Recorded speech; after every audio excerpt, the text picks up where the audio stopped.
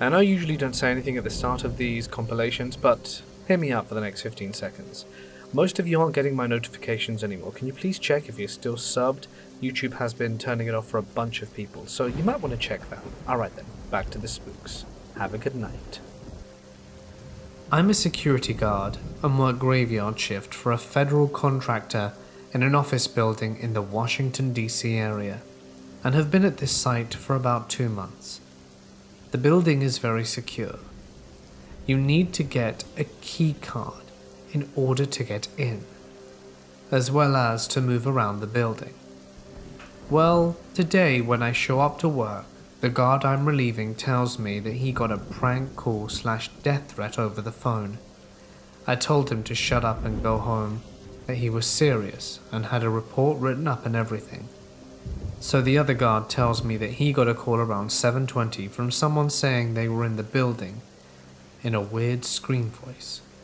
He just hung up on them, but they called back a few minutes later and do the same thing, saying, "Come find me, I'm on the 7th floor," and that they would cut him and do all kinds of stuff in that same weird voice. Well, we have to do our hourly patrols between 6 p.m. and 6 a.m. But he didn't do any of his because he was too freaked out, and I don't blame him. So I asked him if he didn't mind staying a little longer to do the patrol with me. We do the whole thing pretty thoroughly and don't see anything, so he goes home. It's now 11:15 p.m. I'm sitting at the desk after completing my second patrol, and am a little freaked out myself. That's when I get a phone call. Immediately I start freaking out because it's from a restricted number, and the only people that really dial this number are our main office and people from the company we contract for. I pick up the phone and this strange sort of wheezing voice starts saying, "What floor are you on?" My hands are shaking and I'm basically freezing and don't move or say anything. After asking me the same question several more times, they hang up and I call my supervisor, the building security manager, and our dispatch. The weirdest part is that the person obviously has knowledge of the building because they called right when I finished my patrol asking what floor I was on, and they told the other guard they were on the 7th, i.e. the top floor. Even though I know there's a high chance this is just a prank call from one of our old guards, there's still a slight chance that there's an actual insane person in the building, and I have never been so scared in all my life as to when I heard that voice. That night managed to be one of the longest in my life, but it got weirder. After about 6 hours had passed, nothing had happened, and I started to feel pretty normal, not 100% but not cowering in fear either. I heard a noise at the front door of the lobby. The lobby is shaped like a triangle with the front desk and guard station at the base of the triangle, and the whole right side is a big window with the front doors at the far end of that side. I instantly turn off the speakers to the computer and freeze. I don't move for about a minute and roll my chair over to the camera monitors. The display has 9 camera feeds and switches to the other 9 camera feeds every few seconds, so I'm frantically trying to find the ones that correspond to the front door. Now there are some employees that start showing up between 5 and 6, but they all have key cards, so they come up from the garage through the elevator, and no one has ever tried to do this during the graveyard shift. After what I felt like was an eternity, but was probably only 25 seconds, I find the feed and click on it to maximize, and standing in front of the door facing towards the camera, not into the building, is the figure. He's in a black suit and has a featureless face. I crap you not. My jaw drops and my heart races to the thoughts of Slender Man. I immediately call my supervisor and tell him there's someone outside the building just standing there. He says he's 10 minutes out and he'll pull up in front of the building. After an agonizing 10 minutes of staring at the feed and this guy not going anywhere, my supervisor finally calls me back and tells me to go to the front doors as he'll walk up in case anything gets crazy. Turns out the guy outside was our new guard that no one told us was coming. I didn't know if I wanted to hug the guy or punch him, but but I was glad that one of the weirdest nights of my life was finally over.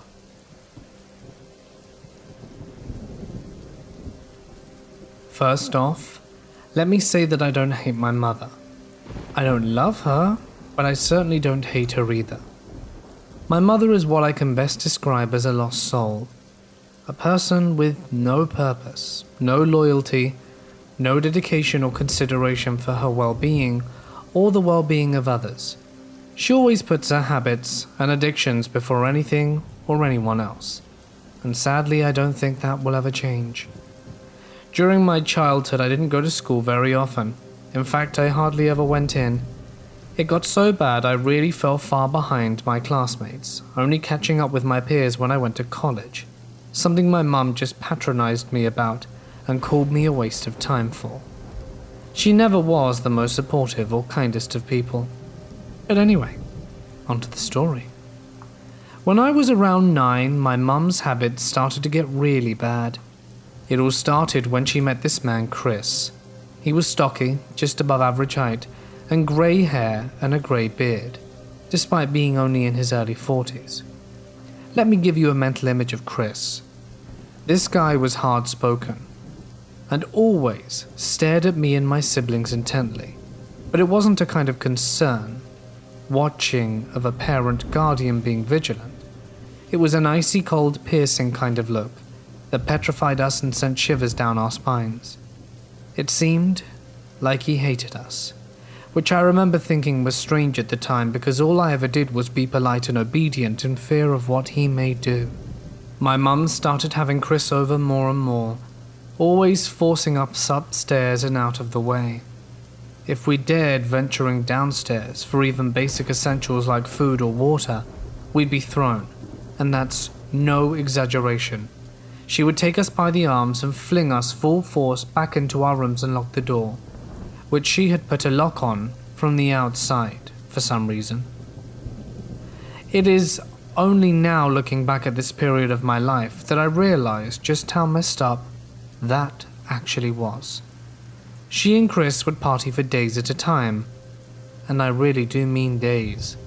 They would simply force us in our room and lock us in, as if it was some kind of prison. And in truth, that is what it felt like to us, a prison. We had no food, no water, we had nothing. By the time Chris had finally left, or had just passed out completely, my mother would finally release us and we would finally get to eat. Not that there was ever much to eat, but we always said at least water and potatoes is better than starving. Anything is better than dying. And yes, you did hear me correctly, potatoes. There was no bread, no milk, no cheese to have on them, not even the sliced variety. We just had these gruesome looking potatoes. Sometimes we even had to scrape off various molds and funguses growing on them. It was vile, but we had to survive. We all knew well more than hoped that one day things would be better. This would go on and on for weeks and weeks. It got so bad we actually started to hoard any food we can get our hungry hands on and stash it in our rooms. You see, our mum would occasionally go shopping. Not often, and she wouldn't get very much when she did. Well, not for us anyway. Her groceries usually consisted of beer, vodka, many packets of cigarettes, along with the usual rolling papers, tobacco and tinfoil. Make of that what you will. But the point being, she would blow her benefit money intended for us on herself. And of course, on Chris. So on the rare occasion she purchased any edible items, it'd be cheap, smart price lemonade, a packet of crisps or chocolate bars and biscuits. We would be elated and cherish each bite. We wouldn't eat it all though, although we did at first. We soon learnt to be smarter, and as silly as it sounds, ration it between us for the 2 to 3 days we would be locked in the room. And no, we didn't have a bathroom in there. Let's just say there were a lot of warm bottles laid around the room, and the bathroom was one busy place when we finally got out. But in truth, the less said about that, the better. She and Chris would often order out, but of course would never give us anything that they ate. We were literally starving. Luckily for us, there was one place, Ashes, who knew of our situation. Well, I'm guessing they did, and I guess they felt sorry for us. Because one day they made us an offer we couldn't believe nor refuse. It all started when me and my two brothers snuck out while my mother was passed out and Chris wasn't around, and as embarrassing as it was, we all mutually decided that we didn't have any other choice but to ask. So I reluctantly asked the man working there if me and my brothers could please have a little food, and when we could, we promised we'd pay him back. He looked at us in disbelief and just said he's really sorry and that he wished he could, but as he only worked there. We looked back and meekly just said okay and that we understood. Looking back, we must have seemed so pathetic. So discouraged but not at all surprised, we started to leave. As we were just about to leave, the manager called us back in after, I presume, hearing our conversation. He stated that every night if there was anything left, and if we were prepared to come back just before midnight when they closed, we could have whatever was left instead of it going in the trash into waste. I know this probably sounds pathetic to some of you, but to us, we couldn't believe our luck. We were just thankful and grateful to this man. As over the top as it might sound, I genuinely believe this man saved our lives. On the nights we could sneak out and go there, the manager was true to his word. Chips, sausages, samosas, whatever he had left he gladly gave us. Even on the rare nights there was nothing left, he would still give us each a bottle to share out of his own pocket, and apologizing in the process. But in truth, he never had anything to apologize for. I don't think he even knew how much he was truly helping us. He never asked, never questioned, nor patronized us. He was kind and a good man. And I'd just like to stop the story to say, wherever you are, thank you. I really am truly sorry I never got your name. Over time, my mum and Chris gradually got worse and worse, consuming more and more substances, with one another in turn spending more and more. Money we really didn't have. They were both unemployed, and any money supposed to look after us, they certainly didn't use in that regard. It was at this time they both started to get even more aggressive and short-tempered, and this was when things got really scary. Chris became more physical with us and would force us and lock us in the room on my mother's command, or when he felt as though we had angered or disrespected him, when all we really did was play or speak too loudly in his eyes. This continued on and on for some time until eventually things escalated dramatically. My mum and Chris started to fight more, but not just fight. They would scream, throw things, and it honestly sounded like a war zone down there. But thanks to the awful place we lived in, and the horrible individuals who inhabited it, the police were never called. If I'm honest with myself, even if they were, I don't believe they would have or could have done anything. My mom was as bad as she could be, but I doubt she would have cooperated with the authorities, even though Chris had physically harmed her several times. However, she did eventually stop seeing him so much. It was gradual, but eventually Chris had stopped showing up altogether. Me and my brothers were delighted. We truly believed this could be a turning point, a fresh start. But how foolish were we? My mom went off the rails. She began spending all day and night partying in many different places with different men all night, and then she'd end up sleeping all day. She blew through money even faster now and eventually got into debt. As you can imagine, we began to be locked back in the room more and more. It got to the point we eventually snapped and had enough. We all kicked and eventually kicked the door open and kicked the lock clean off. There was a moment of tense silence as we hoped that she and her, shall we say, guest for the evening didn't hear us, and to our absolute relief, they didn't. Or at least they didn't care enough to check. We decided that we would just stay in our rooms, but at least now we could use the bathroom and drink from the tap. It still really sucked, but for us it was just nice not to be confined to the room anymore. Fast forward a few weeks and Chris is back. He's round again, and we all knew it was only because he was lending her money to pay off her debts and enable her to use again. But as kids, we could do nothing, only sigh and feel trapped. The partying, the long stints in our room, it was all to our dismay. But unfortunately, or fortunately depending on how you look at it, this time it was only short-lived. With the constant partying came the constant arguments. It got really bad again to the point my mum told Chris to leave, and after some kicking, scratching and screaming along with several broken items, including the old box television and the microwave, he eventually did. But not before vowing to return to collect his money, and that she better have it or her kids, us, would regret it. An empty threat. Right? Wrong. A few days went by without incident, but then one morning, a Saturday as I recall, my mother received a call. It was Chris. He demanded his money back and that he was coming over. She screamed at him that she didn't have it, but he told her in a sharp, loud tone she better get it or else. Thankfully, my mum puts her phone on speaker so we're all terrified, but at least we knew what was happening. I just remember my mum pausing for a minute and then softly said, "Okay, Chris, fine. Come over. Callum will give it to you." And upon hearing this, my blood ran cold. I didn't have his money. I didn't have any money. Not a penny. What could I do? She then abruptly hung up. She crouched down slightly to be eye level with me and in a matter of fact simply told me that Chris is coming over, and as he had a key he'd let himself in.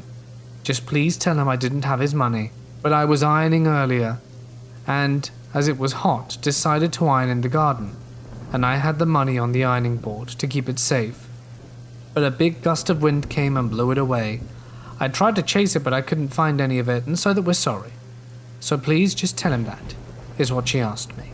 And then she left. She left us all alone with an angry addict coming over. An angry addict who wanted his money, and wanted it right now. And all that she had left to defend us with was this tall tale. This lie so absurd and poorly constructed me and my brothers couldn't even believe it. Several minutes went by and me and my brothers just huddled in the front room not knowing what to do. We were so terrified, it honestly felt like time stood still.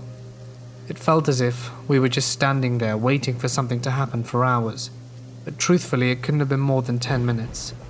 Suddenly the front door flung open forcefully and we all instantly knew it was Chris. He barged into the room and demanded to know where our mother was hiding and where his money was. This guy was terrifying, big, angry, and he honestly looked wild. He was sweating profusely, his eyes wide, and he looked furious. He truly looked insane, like he wanted to hurt us. My brothers and I just stood there, frozen in fear. I looked at them, and in my role as their big brother, even though I was just as scared and just as powerless, I knew I had to speak up. I had to do something or at least try. So I told him that she wasn't here, and we don't know where she is. He just scoffed and said, "Typical, hiding things as usual. That's what your mother is, a coward and a thief." We didn't answer, and he didn't like that. He walked closer to us and got into my face and said, "Forget your mum, where's my money?" His breath was rotten, and up close I could see how red and bloodshot his eyes were. He looked possessed. His eyes were a mixture of dilated pupil and bloody eyes. They looked demonic. His eyes only shook me further, and as a result, I struggled to answer. I don't know," I finally managed to blurt out. "None of us do." He snarled, called me a liar, and demanded that I tell him, and that my mum better have his money, so I better talk now, or else. I really don't. I begged him. I just wanted him to leave. I just wanted me and my brothers to be safe, but of course he didn't believe me. He inched closer to me and spat in my face. I was at the brink of tears at this point, and my brothers just looked in horror, frozen in place, tears forming in their eyes. "I really don't know. My mum said she lost it while ironing in the wind," I replied. Stupid, I know, but I was scared and desperate, and at the same time, it's all my mouth could form. He really didn't like that. He grabbed me by the shirt and lifted me off the ground. "Do you think that's funny? Am I joking to you?" He screeched into my face. I couldn't. I couldn't even bring myself to answer nor look at him. I was just so scared. I just wanted this to be a bad dream and for it all to be over. I wanted him to go away and leave us alone. "Look at me. Am I joking?" he screamed. "No, I'm sorry, I don't know where the money is. I don't know where my mum is, I don't know anything, please just let me go." "No, but mark my words. If I don't get my money, I'll be back, and I'll end you, I'll end your brothers, I'll end your mum. I'll end you. All of me and my kids will dance on your grave." And with that he left. No violence, no termination, just 3 terrified kids. I know to other stories this might seem relatively tame, but it shook me to my very core. It traumatized me for quite some time, to be honest. My mum would return home some days later without explanation or even the smallest hint of interest or concern as to what transpired while she was away. All that despite the fact she had, in my eyes, and my brother's, left us for dead. That may be dramatic, but she left these young children to defend off a clearly very unstable addict, and for that I cannot forgive her. Me and my brothers went to live with my aunt after this, and thankfully we began to see her less and less. She actually ended up getting back with Chris. I know, typical, right? You can believe that. So that whole terrifying ordeal ended up being for absolutely nothing. Thanks, Mum.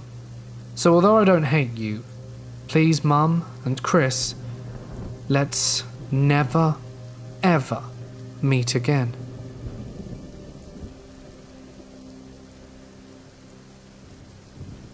I'm a 22-year-old female and used to do DoorDash on the side for some extra cash. This was in the summer of 2018, when it was a little bit newer, at least in my town. Since then, I think they've made a lot of changes, but at the time it was a little unorganized. If you don't know what DoorDash is, it's like a food delivery service, typically for restaurants that don't deliver. Think McDonald's. Anyway, the one night I was doing deliveries all day, I decided to do my last delivery at around 10. So I get an order in and the person wants a medium-sized cheese and pepperoni pizza and loaded potato wedges from a pizzeria nearby.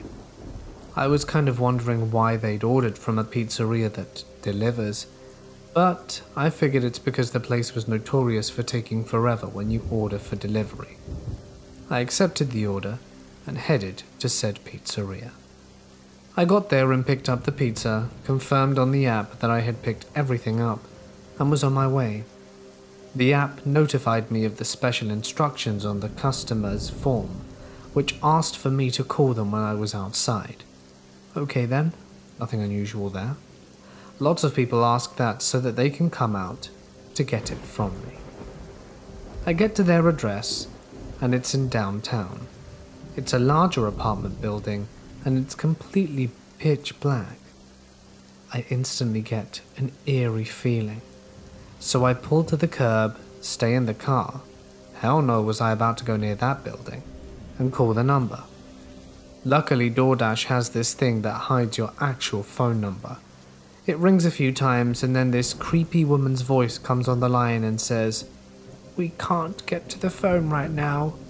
We're a little tied up," and then creepily giggles. Meanwhile, the entire time in the background, there's another woman screaming, and I mean screaming for help and for her life. It even got louder, as if the creepy woman was purposefully putting the screaming woman on the phone. I instantly hung up and drove off really quick, not even acknowledging which direction to go to. Luckily, there was a super popular restaurant a few blocks away, and I pulled into that parking lot and pulled up the app. I was worried about getting in trouble for not being able to deliver the order, so I contacted DoorDash Help Center and they told me I had to wait 15 minutes to see if they'd call me or message me about their food. Well, they never did. I'm sitting there in the parking lot of the restaurant telling my mum about it, and we agree it's probably just a prank, and just in case it isn't, I should call the police. So I call the non-emergency number and tell them anything. The police tell me they're going to do a wellness check and actually thanked me for calling them to tell them about it. I went home and nothing ever came of it, but I still think about it from time to time. I did get a free pizza and potato wedges, so I thought that was cool. I really hope it was, or some kind of harmless prank.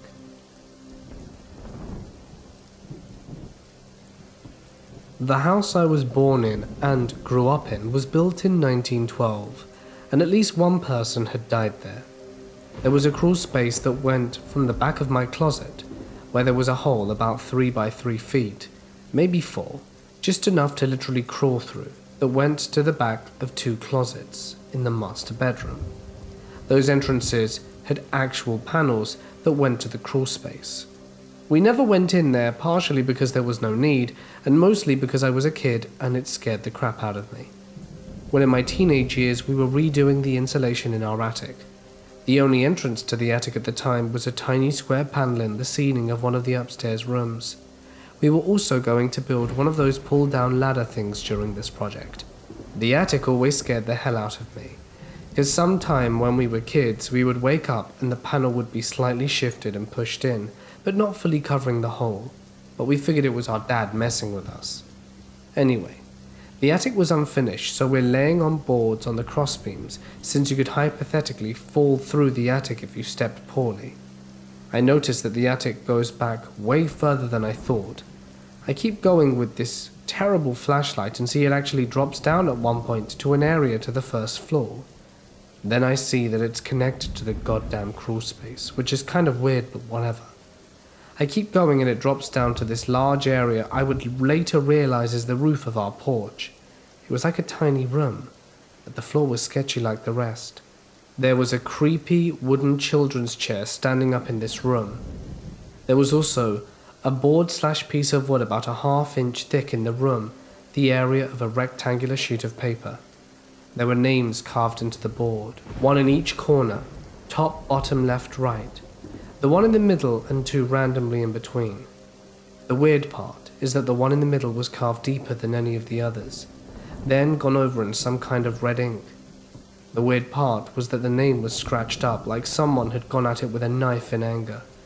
The weirdest part is that it was my name, and my name has a semi-unique spelling, but I wouldn't say it's extremely uncommon.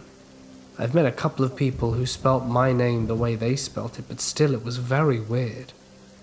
I didn't really think about it at the time. We redid the roof of the porch shortly after and pulled the chair and boards out. At the time I just dropped it and got the hell out of there. Last time I shared this story, people said a picture would have been great. I did get curious and thought I might have stashed it in the basement or something, but I asked my brother as he still lives in the house, and he says that we tossed it with the rest of the stuff we found there years ago.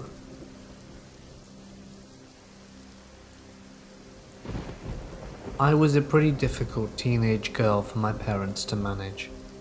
Around the age of 15, I was at the peak of this behavior. I was drinking with my friends every weekend, sneaking out of the house in the middle of the night, exploring the world of boys, and just getting up to no good. My grandma passed away when I was young, around the age of 9. She was my only grandparent, and we shared a really special bond. She had dozens of grandchildren, but openly favored me. She was eventually diagnosed with dementia, and towards the end she would call everyone by my name, even her own children. One night, when I was 16, I snuck out of the house to visit my boyfriend. This wasn't an unusual occurrence. I did this pretty regularly, and had it down to a fine art. However, the only difference, this time, was that I needed to walk a few streets over and get a taxi, because he wasn't able to pick me up. I stuffed some pillows under the quilt, put my hair extensions at the top, to make it look like I was still in bed if my parents ever checked on me. Then I opened the window and started walking to where I planned for a cab to meet me. It was always an anxiety-inducing experience, but for some reason I was feeling really off about that night. I soldiered on. I'd only walked a few streets away from my house when I saw my mum was calling me. I panicked and started sprinting home, apologizing profusely to my mum on the phone as I was running. When I got back to the house, my mum was waiting outside. She was so shaken and was crying a lot. I felt so horrible. She said she had a dream that my grandma, her mother, walked into her room and prompted her to wake up and check on me. Mum said she jolted awake and went straight to my bedroom to find my pillows in extensions and the window slightly ajar. This experience really pulled me in line, and my relationship with my parents is wonderful now. It always had stuck with me and my mum. I often wonder what might have happened if Mum hadn't have had that dream. I imagine things would have been very different. I used to be a supervisor for a janitorial company, and a couple of times a week I had to go to a middle school and clean their hallway floors and gymnasium with a Zamboni-type vehicle that mopped and scrubbed the floors. When I was there, I had the whole school to myself. I used to get finished quickly and go to the library and read while eating my dinner. But one morning after being there, I get a call from the school security. They want me to come in. When I get there, I see a police car. Uh-oh, I think. They ask me a few questions, like did I notice anything out of the ordinary or strange while I was there last night? No, I hadn't. Usually I have headphones in. Security then shows me camera footage of someone breaking into one of the classrooms while I was riding the Zamboni not far away. I was there for another 2 hours. Nothing was stolen. But the worst part was they didn't have footage of the person leaving. They didn't go out the way they came in, and the police had to sweep the entire school. Never did find out what happened with this one. This happened a good 20 plus years ago, and I had forgotten about it until today. I think it's a good reminder that sometimes the most unexpected things can happen when you least expect it. This event really made me feel like I couldn't be safe anywhere, and caused me to be hypervigilant every time I left my house, and that feeling stayed with me for a long time afterwards. It was wintertime, about 11 in the morning, and I was standing at a bus stop. This bus was in a mini mall, where there was a bigger department store, a dollar store, and another little shop. I was going to catch the bus to my brand new job, and that day was going to be my very first day at the new shop, so I was excited and nervous and definitely wanted to make a good impression. While I waited for the bus, I realized I was a good 15 minutes early, and also had forgotten my gloves, and it was bitterly cold. My hands were freezing, but I only had a few dollars on me, so I figured it would be cheapest to buy new gloves at the dollar store. When I went in, it was quite big, but there were no other people in there yet, besides the older Asian man behind the front counter. He gave me a big smile and came around the corner to stand next to me. I asked him where the gloves were located and he said, "I'll show you." As soon as he said this, he laughingly grabs my left hand with his right one and starts bringing it towards the back of the store. The back of the store had a display table with some things on it, toys I think, and on the wall behind it was a section with winter items, and just to the right of that, a door that said employees only. Everything happened really fast. When he grabbed my hand and started bringing me towards the back, I kind of awkwardly laughed because he was laughing, and I just thought he was an overly friendly guy who was trying to be helpful. I had also been in this store a few times before, and both times the same guy was there, but he was ringing people up and he was always happy and smiley and laughy, with every customer who he interacted with. I never got any weird vibes from him or any other time I was there. So just as we got to the back, out of nowhere, the hand holding mine clamps around my wrist really hard. His other hand reaches over and grabs my chest ridiculously hard, twists it, and starts pushing me towards the employee-only door. I could not believe how fast everything changed. I'm so happy I had worn my thick boots that day, because the only thing I could do was kick him in the shin and try to pull away from him. We went back and forth, with me trying to get away from him, while he tried to get a hold of my arm tighter, and while also trying to push me towards the door, while I'm still trying to land kicks. All in this, he lost his balance and fell into the display table, and then I was able to get my arm away, and I just took off running as fast as I could. I ran to the back of the next store, and they had a customer service department, where there were other people and there were phones. So to try and wrap this up, I used the store's phone to call my mum because I didn't know why. I was so confused and wondered if I should call the cops. I was trying to figure out what just happened while also realizing that I missed the bus and was going to mess up the first day at my new job. Well, I did call the cops, though after I got off the phone with my mum who came to get me. The way I looked at it was like, okay, I was already alright, but what if I hadn't gotten lucky? What if this guy does something to someone else and they don't get away? What if something even worse could happen to someone else or already did? This happened in broad daylight on a weekday morning, so it could happen to anyone. They arrested him and we had to go down to the station to give a statement. About a week later, there's an article in the newspaper that they've arrested 5 people that own the dollar store because they had apparently been setting up these dollar stores for a few weeks as a front for some shady activity, and then they would close it down, wait a month or two, and go to a different county to open another one. Like I said in the beginning of this messed with me for quite a while after that. I don't feel safe when I leave my house. I just wanted to buy a pair of gloves. So creep from the dollar store, let's never meet again. About 30 years ago, I used to work for a pizzeria in the small town in which I live.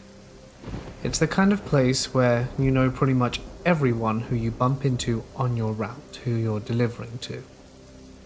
Anyway, we were understaffed that day. I was also answering the phones while I was waiting for my replacement, as technically I was the delivery driver. This wasn't an uncommon thing I had to do, as we were always incredibly understaffed. It was an independent, low-budget pizzeria, and the guy was stingy as hell when it came to working. I get this call, and it's an old lady.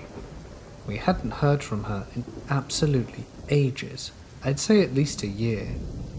But she sometimes ordered pizzas, Hawaiian. So, we get the order.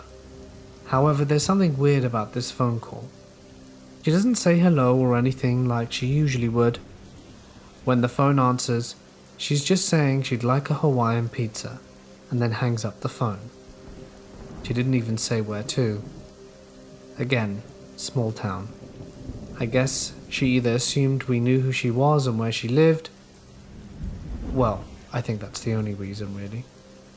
In any case, we know who she is. She's on our system.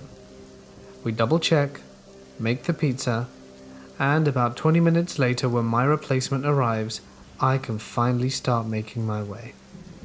This old lady lived a bit out in the sticks. It's a small town, so the sticks aren't exactly far, and after 10 minutes do I reach a little rural cottage, out in the middle of basically nowhere. All the lights were off when I first approached the house, which gave me a very weird vibe and made me feel quite unsettled. I grabbed my flashlight and peeked out and flashed it towards the door, seeing if there was a paper note or anything saying she'd be right back, but there was no such thing. I hesitantly stepped out, grabbed the pizza from the back seat, and started making my way towards the door. I knocked a few times on the door and waited, tapping my feet, expecting her to answer the door any moment now, keeping in mind her age and the fact she might be delayed. I remember it was cold, as I was standing out there, the only warmth coming from the pizza on top of my hands. I waited for about 2 to 3 minutes, growing ever more bored. That's when I decided to knock again. I knocked firmly and said, "Hello, it's the pizza." I waited 2 more minutes. I was starting to get annoyed. So I started looking around the house to see if perhaps she hadn't heard me or was in another room. I looked with my flashlight just to double check. This was starting to get weird. Just at the point where I thought perhaps I should go back, did it strike me that I should go round the house and check the garden or something. Perhaps in some bizarre turn of events, she walked outside and got locked out.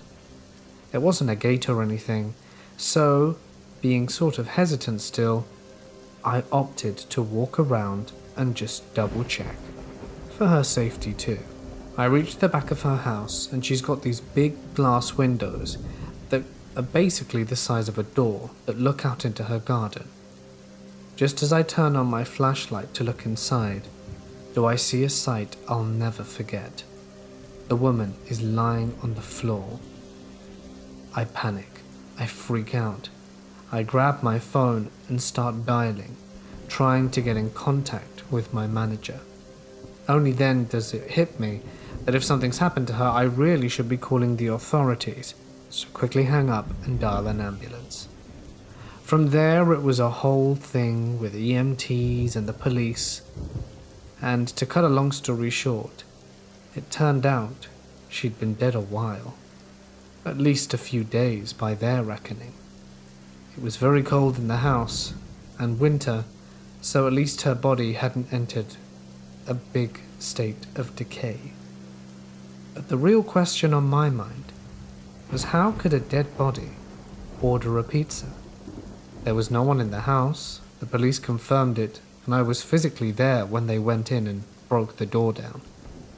It was a very uncomfortable situation.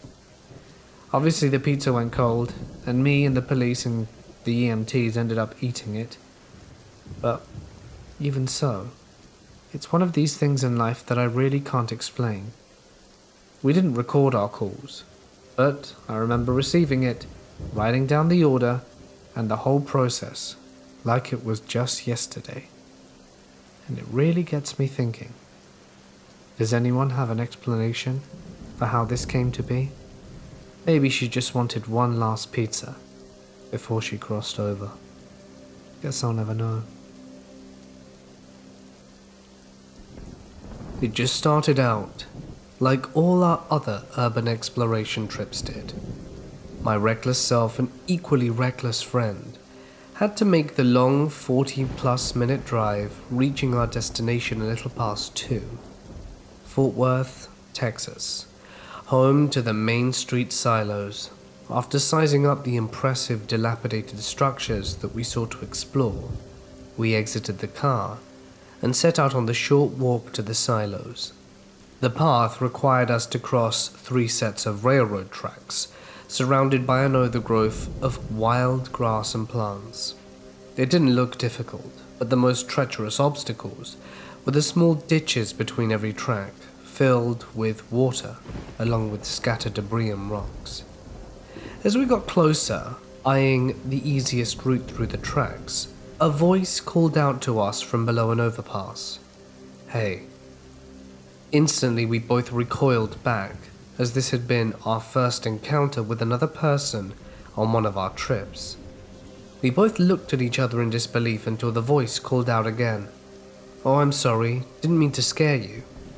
Relieved, we realized the voice belonged to a homeless lady, taking refuge on a mattress nearby.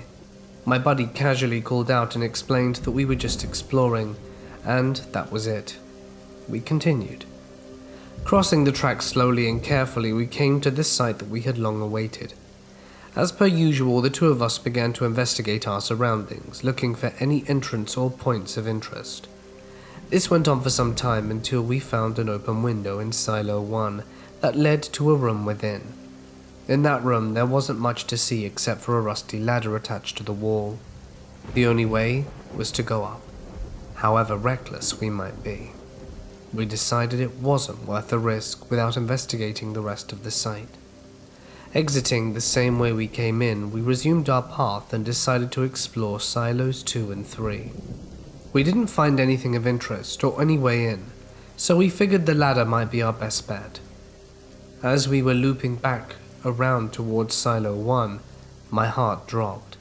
I grabbed the arm of my friend and pointed him towards the way we had just came from. 2 flashlights were bobbing up and down at the other end of the silos. "Lights out," my friend whispered to me. Neither of us wanted to risk being seen by these individuals. We looked at each other, frantically exchanging guesses as to who these people might be. Cops? Homeless? Other explorers? Our eyes glued to the unexpected visitors, and it quickly became clear that they were making their way over to us in a rather swift manner. We continued to creep back, but the lights kept advancing. Only they were gaining pace, so my partner looked at me, somehow shouting and whispering at the same time, "Run!" We sprinted for the railroads, practically hurtling over the ditches that we had so carefully crossed beforehand. Looking back, the lights had made their way to where we were when we initially spotted them. We lowered ourselves between the ditches to hide from the unknown, and after what seemed like hours, we peeked our heads to see if they were still there. But there was nothing. Whatever. They had gone, and weren't there anymore, and their lights were out. It was as if they disappeared into thin air. Collecting ourselves, we made the joint decision to try to flank them. The two of us made our way to the far side of Silo 3. It was here that we noted the overpass had a sidewalk that started there and could be used as a safe route back to the car. Next to the sidewalk, we stumbled upon what could have been the old office building the silo used. It was abandoned and no longer in use, but that didn't interest us. We silently examined a chain-link fence connecting to the building in Silo 3. There was an open gate in the fence that would lead us behind where the lights had been. Taking a deep breath, we passed through the gate and completed our flank of the individual. There was still nothing to be found. It was just us and dead silence hanging in the air. Despite our nerves, we resumed our mission and continued to explore as normal. We cleared the whole area and looped back to the left side of Silo 2. Moments later, my partner noted a cryptic 3-foot opening in Silo 2. We took the liberty to turn our flashlights back on and investigate the strange opening. It was then that my partner had alerted me of a door ajar within the opening. With our backs against the wall, we made the most nerve-wracking and off-putting entry in our history of urban exploration. The door only led to a claustrophobic room that someone had once called home, and we noted blankets and water bottles scattered around. There wasn't much else to see, so my partner and I turned back around to leave the room. When both of us looked at each other, there was a crunch. "Did you hear that?" I asked my friend. My ears weren't deceiving me. We both heard the same thing, and it was very close. It was a footstep. Whoever the hell that was still nearby, and they knew we were here. Immediately we killed our lights and listened, but there was nothing. An eternity had passed, with nothing but dead silence filling our ears. Finally, we decided to exit the room and see if anyone was outside. I peeked my head out from the door and looked both left and right. I saw nothing. It was then that I began to slowly exit the room and head back in between Silo 1 and 2. I motioned for my friend that it was safe, and we began making our way out to the end of the silos to continue exploring, trying to get away from that area. Then suddenly, headlights illuminated the wall of an old office building near the end of one of the silos. Red beams of light danced across the wall of our surroundings. Panicking, we both dropped into the brush and crawled to the side of the silo to avoid being seen. It was just a work truck passing right in front of us, moving towards the work site behind the silos. After the truck had left, my friend and I both decided that we had had quite enough and headed towards the railroads. As we were about to leave the area, my friend suggested that we get a few pictures before departing. So we went back between the path and took a few pictures. The last of the pictures we wanted was selfie style in front of the barred off entry points. While trying to get the right angles, we heard a strange noise that almost seemed to come from inside the room behind us. Having had our fair share of terrifying experiences that night, we decided it was time to pack up and head out, making our way back to the railroads. That's when we heard a roar in the distance. It couldn't be. It was chugging along the tracks closest to the car. An actual train. The train passing by meant that our safest path back to the car would be blocked off by thousands of tons of steel speeding by it. My partner wasn't fazed and told me to continue heading towards the train, as it would simply pass by and then we could get across it to safety. It was only when we got closer that we heard the screech. There's absolutely no way. This train wasn't going anywhere. In fact, it had stopped right there and then, dividing the line between us and the car. Almost instantly, another train came and was braking on the tracks closest to us. Not wanting to take our chances with the truck we saw working near the overpass sidewalk, we decided that, however stupid it might be, when the second train stopped, we would hop over and in between the carts to book it to the car. Patiently camping alongside the tracks, we waited to hurl ourselves into the closest cart and readily make our escape. This would have worked if our luck wasn't so terrible that night. Another roar emerged from the distance. A third train made its way along the middle track and began to brake. These were freight trains, so braking to a full stop was far from immediate. It was at this point my partner and I were in sheer panic. Waiting for this train to stop was a no-go. We were sitting ducks in an area where freeloaders and train hoppers ran rampant. We spotted another overpass in the distance and figured this would be our escape. It was the only way for us to go, and was away from the tracks, but not towards the silos.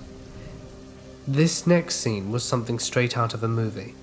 We had to stride through chest-high bushes and wild grasses to make our way to safety, running as fast as we could while battling off the vegetation. I yelled for my friend to hold up as the overgrowth managed to remove and swallow my shoe. After a frantic search, we found the shoe and continued our pace. At this point, we realized the impossible. To get to the end of this seemingly endless overpass, we had to cross yet another railroad, with another train coming. It seemed like there was literally no way out. We kept getting screwed from every direction, and after another moment's panic, I made the executive decision to head back to the silos. The pair of us darted alongside yet another set of tracks that ran through the train yard next to the silos, both of us being absolutely gassed from running. We slowed the pace and jogged back to the silos while collecting our sanity. This kept getting worse. A horn sounded from behind us in the distance, and the tracks we were following suddenly became illuminated in our horizon. They just kept coming. We had to outrun a train. Finding the last of our energy, we sprinted until we could hop off the tracks and return to the silos. Moments after, the train passed. The sinister place that was home to the dangerous and unknown had now become our safe haven. We had literally nowhere else to go other than back to the chain link fence and to the sidewalk of the overpass leading back down to the car. We had no choice but to risk running into someone. The two of us ventured over the fence. At this point, we were both satisfied with being alive and threw caution to the wind and made it to the overpass sidewalk safely, did a victory dance, and finally made our trek back to the car. The sound echoed across the wall of the silos. We had walked halfway across the overpass, admiring our surroundings and coming back to reality. We stopped in front of our tracks when we heard an ominous screech. It sounded like it was coming from inside a silo, a child screaming in agony. An identical screech resonated once again, but this time coming from the houses on the other side of the overpass. It was someone's rooster, cawing in the early morning. It was 4 a.m. Time to go home. I have experienced sleep paralysis twice in my life so far. I'm turning 22 this year. My first experience happened during the summer of 2015, and it was downright terrifying. It was before my senior year in high school. I had been watching horror stories on YouTube, which at the time was a very cool and popular thing. I came across a video by horror narrator Lazy Masquerade. 8 true, terrifying sleep paralysis stories. I thought to myself, sleep paralysis, what's that? I enjoyed the video and binged watched more horror stories after that. But I really like these videos and still do to this day. Less than a week later, I experienced it. I awoke at 4:30 in the morning. I was laying on my back, and when I went to move, I realized I could not. All I could do was move my eyes. That's when I see a dark figure. Tall. It looked like a man wearing a hoodie. Roughly 6'4", 250-pound man. I know that sounds a cliche, but I couldn't see his face. He was looking down at me, and this experience probably lasted about 2 minutes. While I was laying there, all I was thinking of was this man could end my life at any moment. That's pretty much all I remember from that first experience. Kind of ironic how shortly after watching a video of sleep paralysis it happened to me. That was almost 5 years ago, and I recently had another experience. I had woken up a lot earlier than usual because my older sister was visiting us and had my niece and nephew over. It was 9 a.m. I visited for a little bit and caught up with family that doesn't live with us. My parents took them and my younger sister out for lunch. I didn't go because we wouldn't be back in time for me to get ready for work, so I decided to go back to sleep for 2 more hours, then go get ready. I woke up and thought I heard footsteps and a girl laughing. It wasn't my mum or any of my sisters, and I don't have a girlfriend. It didn't sound like the laugh from a girl I knew. I was laying on my back, with my head turned facing the wall next to my bed, but also facing my window and my futon. I could see my cat sitting on my futon staring at the corner of the room where my door was, and I realized I couldn't move. I tried. I was completely frozen. I could only move my eyes. I only heard the laugh 3 times, the footsteps twice, and it was all coming from the hall. My cat was staring intently at the corner. I couldn't face it. I swear I felt as if someone was in the room, which didn't make sense because even if someone was in our house, my cat would hide. She really doesn't like new people. This experience only lasted about 2 minutes. Next thing I remember, I could get up and get ready for work. I told my co-workers about it and we kind of just laughed and joked about it. My supervisor even told me a story that had happened to one of his friends, supposedly talking to Satan during a sleep paralysis experience. I told my family later that night when I got home. So yes, those are my 2 stories. It's weird how your mind can play scary tricks on you like that sometimes. I work night shifts at a nursing home. I drink coffee all night to help keep me up. This one particular night, my co-worker and I were making our usual pot of coffee and noticed we didn't have any of our creamer left. We didn't like using the creamer from the nursing home. It wouldn't dissolve, so it felt like you had paper in your mouth. I told my co-worker I'd go get us some creamer from Walmart, since she couldn't leave. Her being the nurse, she had to stay in case something happened. So I head over to Walmart. I live in a pretty small town, so there's usually no one there at night, except the Walmart employees and probably 2 other customers. So I'm all over the aisle with the creamers and I hear 2 men passing by laughing and goofing off. I thought to myself they're drunk or bored and have nothing else to do and went about my business. I head over to the chip aisle. I'm one of those people that when I go to the shop I just have to get a snack. And again I see the 2 men from earlier and I'm deciding which chips I'd like, when one of them says to me, "Hey, what are you doing out so late?" Mind you, I'm a 20-year-old Mexican girl standing at 5'1" and only weigh 96 pounds. I'm a tiny girl, so I ignore them. I didn't feel like I was being messed with and didn't have any coffee yet, so I was a little grumpy. The guy then yells out, "Can you not hear me? You no hablo English?" Arrogant, I know. I roll my eyes, grab a bag of chips and leave, and then I see them trailing behind me. But I'm on my way to the self-checkout, so I figured they were going to leave the store. Before I go to the self-checkout, I remembered I needed some more wipes for my baby. So I headed over to the other end of the store to the baby aisle and noticed the 2 men still following and giggling.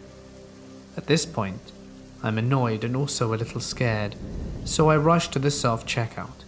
As I rang up my stuff, I noticed the 2 men went to sit at the benches by the doors, not buying anything, just sitting there looking at me and giggling. I'm very uncomfortable at this point and look around for a Walmart employee to walk me out to my car and make sure they didn't try anything. Luckily, the night manager was passing by just as I was getting ready to leave, and I asked him if he could walk me to my car. I tried to tell him about the men, but when I looked over at the bench, they were gone. We both thought they probably just left. He walked me to my car to make sure I went home safely. I thanked him, locked my door, and called my co-worker to tell her what happened. Thinking it was over, I returned to work. As I'm leaving the parking lot, I see a truck behind me. I didn't think much of it, until I started making turns, and they would go in the same direction. I thinking to myself, great, what if it's the guys from the store? As I reached my job, I called my co-worker and told her to have the door open for me so I can just run in. You need a code to get in, and I usually need a good 2 tries to get it open, and tonight I didn't have time for that. As I arrive to my job, I see my co-worker at the door. I get out of my car and run to the door. As I run, I heard a man yelling from the truck saying, "Bye, mamacita, we'll see you again soon." I turned around and noticed it was the men from the store. They had followed me all the way to my job, which very much creeped me out, and had been looking over my shoulder for the rest of the night. This all happened at 3 a.m. on a Thursday night. I'm not exactly sure why they followed me or what exactly they wanted, or if they were just messing with me because I ignored them. But I'd rather not find out. 2012 had a rocky start for me, to say the least. And had I have known at the time that I was going to be using my Junker Project car to save my life from someone I had hardly known, but who had also been in my life for almost 13 years, I might have spent less time worrying about reading and about working on 3D art, and more time out working on the car or my own fitness. I, however, felt that having finished high school single and spent the following 5 years on failed dates, maybe once a year, that there was absolutely no reason to think anyone would want me around or to bother me, as I was a monster, just under 280 pounds. Rob and I had become acquainted through school as far back as elementary school, but I had never really got to know him, often helping him out with bullies and such, simply because I couldn't stand watching. I wasn't very popular. Pretty much everyone, including the outcasts, left me alone. Even Rob did till late middle school, and it wasn't hard to see why. I always looked like I was ready to end someone, and when I wasn't, it usually meant I had fallen asleep in class. After graduation, as far as I was concerned, everyone moved on with their lives and grew up. You know, got jobs or died young partying, as words came up from time to time through social media. Rob's parents had apparently moved to Australia for 3 years and left Rob with the house. His uncle moved in to help with the upkeep on bills and such. Rob himself had developed schizophrenia at some point shortly after graduation, and this was brought to light by the passing of his grandfather.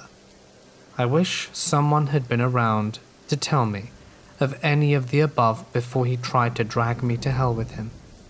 I would run into him from time to time at the mall or Walmart or GameStop, just regular places that didn't seem odd at all for me to be talking to him.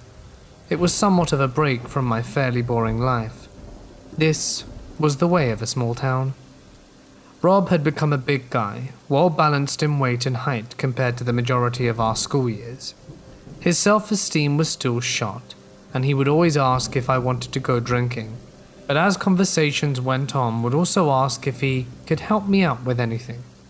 He always asked these two things if we talked, no matter how short the conversation was. I always declined. At first I thought he had outwardly started acting bi or gay, or had taken a liking to me, so I avoided him wherever I could. I was bad at getting a date, and I'm straight, so turning down a guy wasn't exactly in my mindset anyway. Spring of 2012, I went to a car meet to show off my new prize. Rob was there, but something was wrong. This was 2 states away from home, and he didn't own a vehicle yet. Looking back, it just seems odd. I knew this was off, and got that gut feeling that told me trouble was brewing. He didn't approach me, though he did watch, giving glances on occasion from where he stood. Before the meet ended, I decided I'd say hello, at least to be polite, and see what he was up to. In a voice that was almost as if his mind had been somewhere else altogether, he said, "That was messed up, you know, and it's not going to be the last mistake either, I bet." My head fell to my right shoulder, and my eye face was again locked in confusion. "What?" I said hello. "Hello," he mimicked in the same voice again. I turned away and brushed it off as him being childish. Maybe someone had already pissed him off and he was just venting. Ah well, not my problem. The meet ends, and I'm easily the third or fourth to get out. Rob had been sitting in the passenger of some Dodge Charger, and looked to be now watching the owner, waiting tiredly to be taken home. Skip ahead a few weeks for another meet. I show up late after getting off work late, and I'm going to see a restored Ford Falcon that this guy on the forums I've joined had been posting pictures of. There's a small standing around the car. That's not the owner, it's Rob. And he's looking dead on me as I walk up. He waits till I'm walking by him around the front of the car, and lightly open-handedly pushes my shoulder to get me to look at him.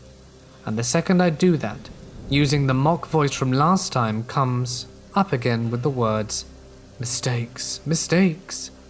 I'm losing my nerves because the voice doesn't sound to be a threat. But when I ask him what his deal is, it's like I suddenly stop existing again. There's a guy next to me now, Travis. I know him because of his truck. You can't miss the paint job. He's out of his head. Just ignore him. It's not the first strange thing he said tonight. Travis seems to have caught the look on my face, and I guess is trying to help. The evening ends. Everyone leaves but me. I stick around to enjoy the night sky and cool breeze. I'm in an empty lot on a mountainside for at least another 40 minutes before I finally go. There's the Falcon about 20 or so miles back down the road, between town. It's sitting on the shoulder, blinkers on, and Rob and the owner both leaned on the car looking entirely bummed out.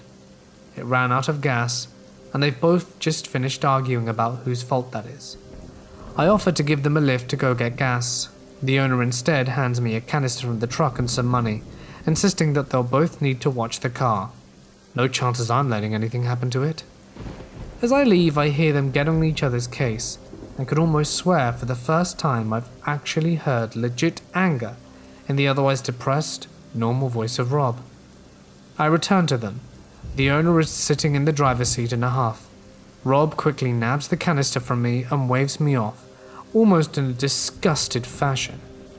Maybe I should have taken the hint that Rob's mocking and such were a mental issue, but for whatever reason I kept thinking it's just some misplaced anger.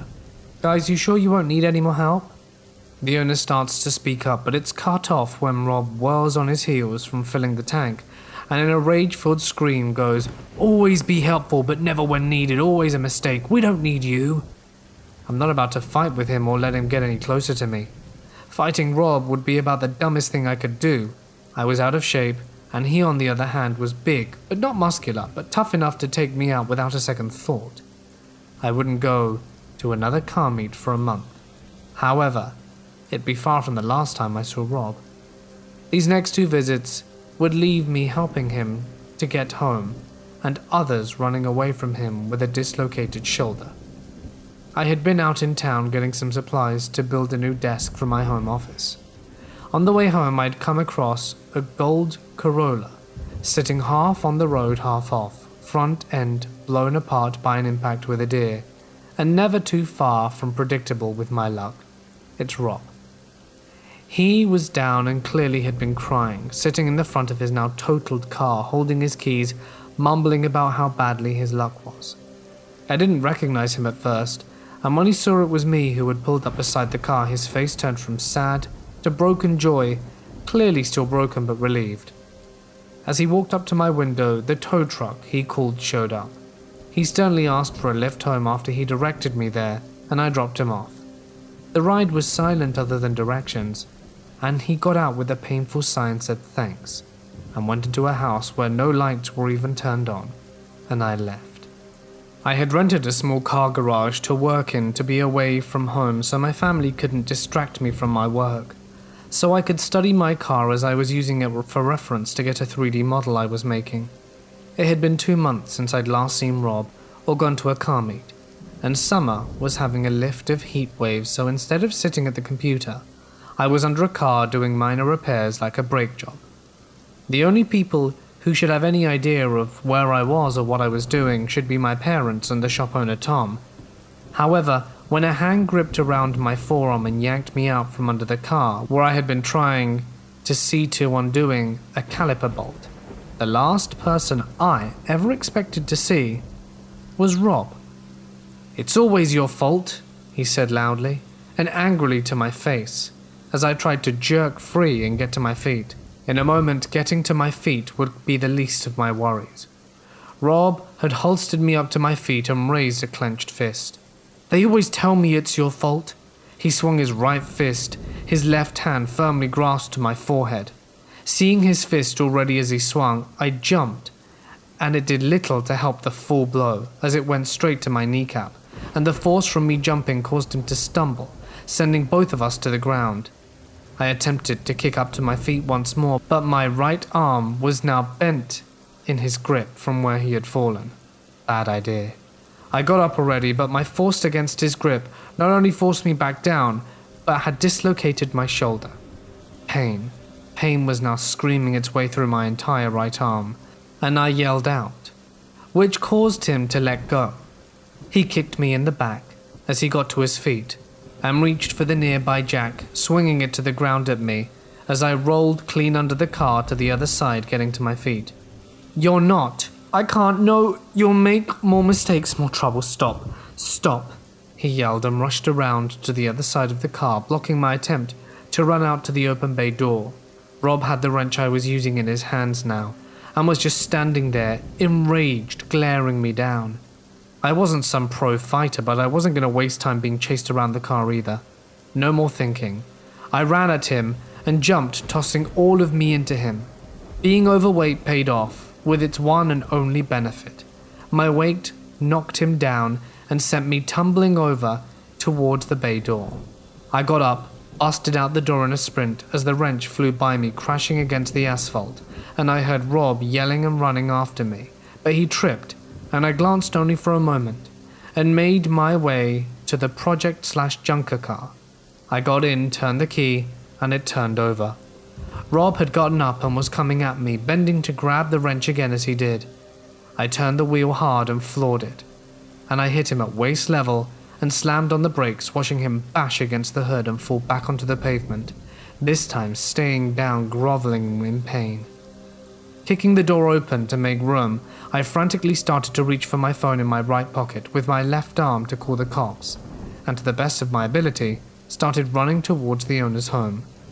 The yelling had caught Tom's attention, and he had seen everything that happened outside the garage. He was already on the phone with the police, and after reaching me, stayed between Rob and me. After a hospital visit and a very fun session of "let the interns do it," the police stopped by and informed me that with Tom's statement and my injuries, it was clear what had happened. They also went on to tell me that Rob had recently been suspected of trying to attack another person, and had in fact beaten the Ford Falcon's owner the night I saw them. I have not seen Rob since then, and to the best of my knowledge, he is currently being held in a mental institution somewhere in Pennsylvania, close to the family he left here in the US. I don't think there's some lesson I can give or an explanation outside his mental health condition. All I would like to say, at the end of this, fight no matter what. Even if it seems hopeless, just fight. The story I'm about to share with you happened a very long time ago. I didn't come from the most affluent family, but they were still generally nice people. The one thing I lacked deeply, however, was a rooted self-confidence. I was never a very attractive girl, the kind that would often get mocked. In any case, this led to some poor life choices later down the line, and that is where the story truly begins. I started hanging out with the ne'er-do-wells at my school, a guy called Brad in particular. I thought he was different, and that he saw me for who I truly was, and not just a slab of meat, like some other guys see girls. However, Brad had certain vices, but nonetheless, I was infatuated, and I wanted to be with him. Reflecting on it now, I'm unsure if he was just with me out of convenience, but we'll get there eventually. We were 16, turning 17. Brad had pretty much free reign of his house. He lived with his mother, who was hardly ever home, and as a wayward 16-year-old boy, started taking narcotics. One of the things he invited me to do was to go live round his house, and after a particularly nasty argument with my parents, I decided I was leaving. I packed my bags and left to live with him. I dropped out of school, and we didn't have any money. His mum would be gone at least 3 weeks, and the little she had left him for groceries was pretty much depleted. But there was one asset in my life that I could use, my car. So I put it to good use and got a job with a friend at a local pizza joint, and started working as a delivery driver.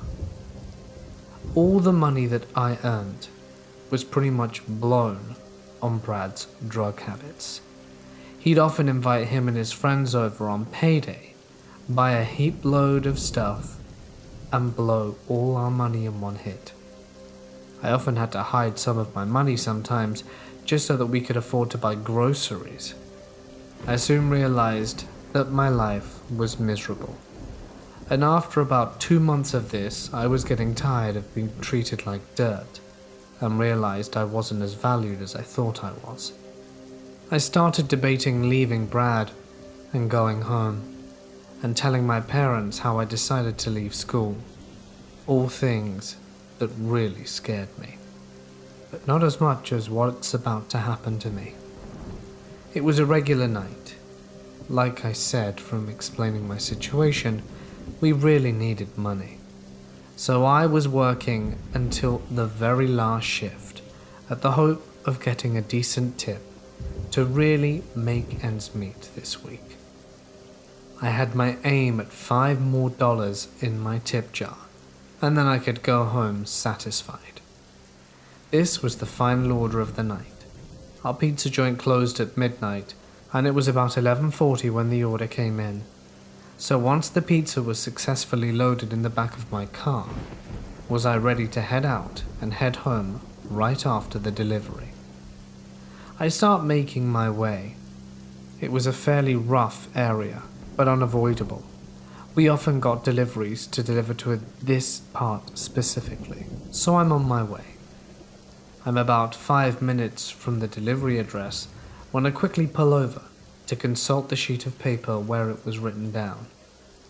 I drive for another 5 minutes, and when I'm pretty sure I'm at the address, I'm scanning each and every house, checking the numbers. It was something like 32.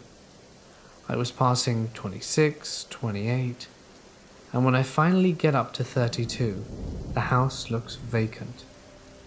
I start getting a bit creeped out. I wonder if I got the right place or not. Bear in mind, this was before the prevality of cell phones, and I didn't have the luxury of owning one. I'd probably have just driven back to the shop if it weren't almost guaranteed to be closed by the time I get back. As it was a small place, my manager expected me to just give him the money during my next shift. It was sort of cool in that regard. I stop outside the house and ponder for a moment, waiting, hoping that someone will just stroll out when they see a random car parked there and knock on the window for their pizza, but no such luck. I do a deep breath, step out, grab the pizza, and start making my way to the dark front door. The streetlights almost seemed to flicker for a moment, like it was out of a movie. I shudder and bang on the door a few times, calling out, "Pizza delivery!" I wait for a minute, but there's no response. Just as I'm about to head back to the car, feeling quite deflated, do I hear shuffling behind the door. That's when it starts creeping open, but no one comes out. I call out again, but I've already made my way down the first few steps. "Hi, I'm here to deliver your pizza." Nothing. I wait a little while longer to see if anyone's gonna come out, and that's when I hear it. What sounds like a scream come from the upstairs part of the house. I look up and don't see anyone. At this point, I think I'm gonna wet my pants, so just as I'm about to run, does the door open fully, and there's a man there in nothing but socks and underpants. He gives me this most horrific looking grin and starts walking towards me. Bear in mind how poor I am. I really wanted to run, but I also wanted that tip desperately. So I stood there as he approached me and grabbed the pizzas with a friendly smile. He said in a very cold voice, "I'll be back in a sec with the money." I thought deep down that perhaps this had just been a misunderstanding. Maybe he was nice underneath it all, I told myself. That's when out of the bushes nearby jumped 3 dudes wearing ski masks. They all started screaming at me to give the money, but I told them I didn't have any money. They started yelling at me and telling me to move it into the house. This had been some kind of setup. Just before I reach the entrance, does one of the guys stop and pull me back. "Brenda?" He removes his mask, lowers it, and I see it's one of the guys that Brad is always hanging out with. His name was Mark. I just about crapped my pants. I asked him what the hell he was doing and why he was doing that, and he tried to explain that he just needed a little cash and thought he'd get a pizza for free, you know, and tried giving me all this spiel. These were the kind of guys my boyfriend, darling boyfriend, was with all the time. One of the guys who was blowing all our funds on all kinds of illegal stuff. I kind of laughed it off, more out of fear than anything. They never paid me for the pizza, but I didn't care. When I got back home, Brad was asleep, passed out from being high, I'm sure. I gathered my stuff and left. Nearly being robbed, or worse, was the wake-up call I needed to realize I needed to get my life together. So I did. I used to work for a company that specialized in hazmat, restoration, and working in confined spaces. We traveled around the country depending on the type of contracts we had. We dealt with some pretty cool and sometimes creepy stuff. One that comes to mind was a haunted Indian school. The story goes that it was run by Christians, and they had a tendency to lose Native American children. My boss had called me and a few others in, so we could pick our crews and go over the plans. Most of us already had people in our crews that we liked, due to specific skills or because of their demeanor. This time we were instructed to pick guys who could keep cool at all times, since this job wouldn't really need anything special. It was going to be demolished by another crew after we went in. We got a warning about the building. The boss let us know that people broke into it all the time to do crazy witchcraft stuff, and to be careful of anyone who might reside in it, such as hobos, cultists, and, ghosts, because it was supposedly haunted as hell. At the site, our radios would go off, and sometimes we'd hear someone talking. We thought it was just interference. Our harnesses would get tugged on and no one was there, and a few times I got to hear voices of people calling my name. I believe the place was haunted, and so did most of the guys. Several used to hold prayer circles before we went in, and a few refused to go in and would ask to be moved to different job sites, which we would do for their safety and ours. Quite a few things happened there. but nothing I can really call malicious. There were a few things that happened at the school that really did trip me out. One was when we had to do something called a pipe chase. Basically, I and another guy would follow a pipe for contaminants and remove them like lead, asbestos, or whatever. We were told that we had to remove some asbestos from several pipes that ran between the ceiling in what would be considered a crawl space. Usually these were a hassle because you have to keep your weight on I-beams and use boards in a very small area, but because we would do stuff like this often, it wasn't that much of a big deal. So while we were chasing this pipe, we ended up hitting a wall. The issue with that was that there wasn't supposed to be a wall there. Where the pipe met the wall, we could see that it led to an open area that had more contaminants. Our plans had shown that there was no wall. So I contacted my boss and asked him if it was okay for us to burst through. He gave the okay after making sure it wasn't weight bearing and there wasn't another access to there without having to break through it. We were through after about an hour or two, making a hole big enough for me and my co-worker. Immediately after we crawled through, we noticed that the pipe led to the corner of this area and down. Close to where the pipe went down was a square cutout, like if it had been a service entrance but didn't have a door or ladder. It was just a straight cut square in the concrete. But because we didn't want to crawl back to the rig to get a ladder, then wrestle said ladder into a confined space with another area that would require us to make the hole we made bigger. But because we didn't want to crawl back to get the rig, to get a ladder, then wrestle said ladder into a confined space into another area that would require us to make the hole we had bigger, to a spot that we weren't even sure had anything in it. I asked my co-worker to spot me up while I used a rope to climb down there and see if we even needed to work in there. This was a huge no-no, and it could have easily gotten me fired. But we were already fed up with this place and we just wanted to finish up and get out. Like, we wanted out of there ASAP, and some of the guys had already been complaining about feeling like they were being watched, or that someone had put their hands on them. I'd also felt someone tugging at my harness a few times, and when I would look behind me, no one was there. So I climbed down, and it was pitch black. This room must have been about 30 or 40 feet. My headlamp and flashlight did not seem to be giving me much light at all.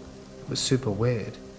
I remember asking my co-worker to ask someone to run an extension cord and some lights, because I literally couldn't see anything unless it was a few feet away from me. He told me he'd be a few minutes, and I really did not want to be in there, so I told him that it was fine, and I was going to look around real quick to see if it was even worth the hassle. So when I'm walking around, I happened to see a shadow, like if someone was standing in the corner. So I started asking this person who he was and what he was doing there, but there was no response. I thought it was a hobo who had found his way in somehow and didn't get a response, so I walked closer, and it turned out to be a mannequin that someone had somehow put there. I remember that I had put it on the ground and continued to look around and found a spot that had some contaminants, and I let my co-worker know. I made the mistake of looking back where I had laid the mannequin down, and it had been moved from where it had been somehow. It was now several feet away from where I had originally laid it. I literally freaked the hell out, scurried up the rope, but we still had to get the contaminants out, and I and my co-worker had to get a ladder and another 2 guys to keep an eye on us while we went down there to remove said contaminants. I wasn't willing to go back there alone, and the guy who had hole watch refused to be left on top by himself. What ended up happening is that while we were removing the contaminants, the radio started going crazy. My co-worker and I almost fell off our ladders because we felt someone push us hard from our harness. And also these guys on top kept asking us what the hell we wanted over radio and to stop messing around, because they claimed they kept hearing us call them from the hole. The mannequin also moved again. So we were already pretty sketched out and wanted to get out. When we finished this job site ahead of schedule, we still had to go through inspection by a hygienist, and they asked to be accompanied by someone because they didn't want to go in alone. One of my bosses decided to accompany the dude because he also wanted to see the hullabaloo that had gotten us all excited. When they went down, he kept yelling at us over the radio to take things seriously, because he thought we were messing with them, because creepy crap kept happening, and they were inspecting every area that everyone had worked at. He knew that we took our job pretty serious. We had zero tolerance on horseplay at our job sites, mostly because the job was pretty dangerous. We did report to several government agencies, and a lot of the jobs we did were for the government or huge private businesses. At the end of the thing, he mentioned that he felt someone pull on his Tyvek hard enough to make a tear on it, and that the hygienist had heard people calling their name and had felt a hand. Basically, he said that they had gone through a gauntlet of crap. They also found the mannequin, and I guess that's when our boss lost his marbles and flipped out on us because he thought that we had put it there to mess with them. The strange thing about what he said was that it was standing in a corner where I had originally found it. There are a few other places I've been to that are pretty trippy. I think that school was the worst out of all of them, mostly because of the frequency of stuff that was going on and how absolutely crazy we sounded when we would get together and talk about it at our safety briefs before and after we ended our day. The reports we wrote must have had our bosses and other people thinking we were nuts, because even though we would do atmospheric testing for gases and whatnot before we entered or went down, given the situation, everyone thought we must have suffered from some gas leak or something, even though they knew and had warned us it was maybe haunted.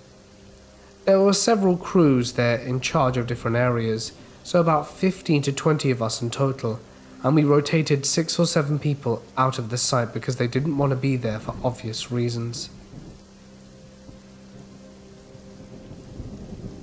2 months ago, my out-of-state cousin Nick and I met up in California for a music festival. Nick introduced me to a woman from his hometown, Monica. Monica was selling LSD, and I was curious, but I didn't know the first thing about buying stuff, so I got in touch with my friend Sasha, who lives a few states east and is more street smart. Sasha gave me good advice about best practices. She told me to ask about dosage, so when I turned to Monica, I asked about it. Monica told me she wasn't sure of the dosage. Actually, it was 1 drop on a sugar cube. I asked if maybe I should just eat half the cube to be safe, and she said it would be hard to tell where the drop landed, and she didn't know. So I shrugged, traded her for a pack of cheap beer, dropped acid and saw some bands, went home, and returned to my normal life. On December 16th at 5 a.m., I'm having an emotionally vivid dream where I had the following dialogue. Sasha died today. What? How? She wasn't sick, she overdosed. That doesn't make sense. Sasha knows her doses. That doesn't make sense. I have to talk to Monica. As in, Sasha's older sister, Monica.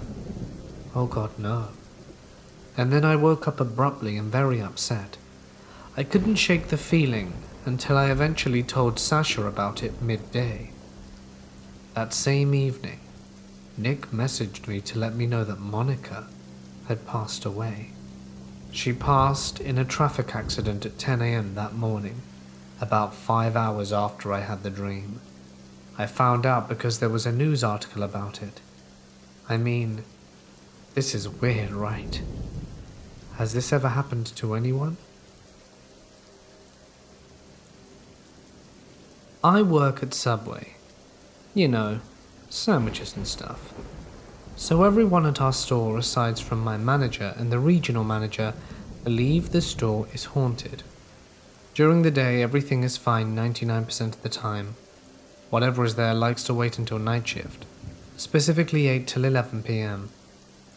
And the entity also waits until you're separated from your co-workers or alone entirely. The only known time it's been active during the day is one time when the assistant manager was alone in the store and panning up bread on a holiday so it would be unswathed for the next day. He said all was well until towards the end. All of our closed store alerts were going off. The online order noise, drive-through headset beeping, toaster proofing oven, everything. And on top of that, the radio suddenly blasted on full volume. He finished the bread a bit hastily and left. Another night, my co-worker was making her way out of the store when she was grabbing her car keys. Her store clock yeeted itself off the wall and shattered. She cleaned up the glass and left. We still haven't gotten a new clock. The old assistant manager would sometimes stay extra late, off the clock of course, and mooch off the Wi-Fi to do homework. He said he always heard footsteps shuffling and equipment moving around in the back. And my one only experience isn't very special. It was after closing, doors locked, and my co-worker was cleaning the bathrooms and I was finishing the dishes. I was putting away a few on a high shelf and heard someone clear their throat behind me. It scared the crap out of me and I ended up dropping the bowls. I turned around and said, "Screw you," before I could comprehend there was no one really to say it to. The rest of the night I was hella uncomfortable. That is kind of it. I still work there, don't do nights much anymore. Not by choice anyway. To set the scene, my friends, a married couple, had just bought a house in Central Oregon. The house is a little ways outside of town, set back in the woods and bordering on a national forest. It sits on almost 3 acres of fairly wooded land, and there is a small second dwelling in the back that is essentially a one-bedroom house. They were letting me rent it from them, as we had all lived together for the last year in a rental house downtown. It's early July, and I had already moved in a few weeks ahead of them because the husband was finishing an accelerated summer class. I was working from home and was the only one on the property. This was a bit before I adopted my dog, so I was really alone. All our neighbors are a ways off, since all the plots there are several acres minimum, so the little house is fairly isolated. It's about 9:30 a.m. and my work is in full swing. I would start early in the morning and the phones were generally extremely busy at this time. Suddenly I hear a knock on my door. This freaks me out because I was supposed to be alone on the property, but I quickly push the anxiety out of my mind and figure one of my friends probably came to work on the house and needed something from me. With the way my front door is positioned in relation to the windows, I have no way of seeing who is at the door without opening it. I open the doors to see this little old lady standing there. She introduces herself as the previous owner of the house and asks if I'm the homeowner. I tell her no, that I'm renting the small unit from the homeowners, but that they should be moving in a few weeks from now. She then asks if she could take some flowers from the garden, claiming she planted them for her dead mother. I tell her to go for it because I didn't really care and needed to get back to work. So I close the door and resume working. Later that day when I clocked out for lunch, I called my friends to tell them what happened. They seemed oddly unsettled by the whole thing and explained to me that the house had been owned by one couple since it was built, and their daughter, who was not the woman at the door, was selling it because they had both passed away. This left me feeling a bit odd, but I shrugged it off and tried not to overthink it. A week later, my friends are doing work in the main house, but had parked in the garage, so it didn't look like anyone was there. I was working again, as usual, when I heard what sounded like someone walking through the brush outside. I texted my friend to ask what he was doing outside the house, but he said he wasn't at the house, and that they were both still in the main house. So I got up and looked through my blinds into the backyard, and there's a woman rummaging through the brush. I couldn't tell what she was doing exactly as the brush is fairly high back there, but I went out later and it seemed like she had been digging. Of course, this freaked me out a bit. My car was the only one visible, so it would seem like I was alone. I immediately called my friends in the main house, who came out with their dogs to figure out what was going on. The dogs began barking as soon as they walked into the yard, because he barks at everything. But he still was out front in my house, and she was behind it. As soon as she heard the dogs, I heard her start moving hurriedly away from the house. At this point, she had to move to one of the blind spots on the side of my house, by the garage, so I could no longer watch her through the window. I heard my friend call after her, but she took off running into the woods. There have been no parked cars on the property, so she hadn't driven up. We never managed to catch up with her, as she had a pretty good head start, so I still don't know what she was doing around my house. I adopted a dog a few days later. I'd been in the process since before the initial encounter, and the dog was easily frightened by anything unexpected, so she barks and growls at any time, even when pine cones fall on the roof. Sometimes she'll even bark at nothing. Anyway, to the flower lady. Don't be creepy. Let's not meet again. I used to deliver pizzas for a pizzeria in Cape Town, South Africa, when I was in university to make extra cash. I used to deliver to the same house quite often. Incidentally, this place was quite close to where I lived at the time. There was nothing overtly strange about this place, except that whoever would receive the pizzas would normally take quite a long time to come to the door, and would always ask me to pass them pizza through the security gate instead of unlocking it and making it easier for everyone involved. One quiet night a call comes through for this house, and I collect the pizzas and get to the house reasonably quickly. This time a lady who I'd never seen before is at the house. She opens the door and lets me in. It's not entirely uncommon to be let into a customer's house, so I don't think anything of it. She points me towards the kitchen, which is down quite a long corridor, and asks me to drop the pizzas off there. She follows me all the way, still nothing weird. The passage opened up to an open-plan dining room and lounge area. Through this area is the kitchen through a door on the left. As I was passing through the dining room/lounge area, I saw something that sticks with me to this day. An old-looking dentist chair, with a person lying in it. Whether the person was alive or not, I still don't know. He had a sheet covering his whole body, except the very top of his head and his feet, which were duct-taped together. I couldn't tell if he was breathing or not. The lady that opened the door was still right behind me. She said absolutely nothing. We went into the kitchen and she paid me for the pizzas. At this point I was either expecting to be attacked by this lady, or someone else hiding somewhere, or to be scared by the guy under the sheet as some part of a practical joke. Not wanting to give anything away, I didn't say anything, and prepared myself to either defend myself or not be frightened should it be a joke. I walk out towards the front door, double checking to see what I saw was correct and not just my imagination. The lady, still behind me all the way, closed the door behind me as I left and said nothing. To this day I still have no idea what was happening in that house. It could have just been some joke, but I really don't think it was. The presence of a dentist chair still makes no sense, and I didn't see anything else that would suggest the residents of the house collected weird paraphernalia. I drive past that house quite often, and still wonder if I was in any real danger. This happened to me and my friend around 9:30 p.m. on a Saturday. I live in an area where not much goes on, and is pretty safe for the most part. Me and my friends are dumb teenagers, both males that love urban exploring. Our favorite sites to explore are tunnels.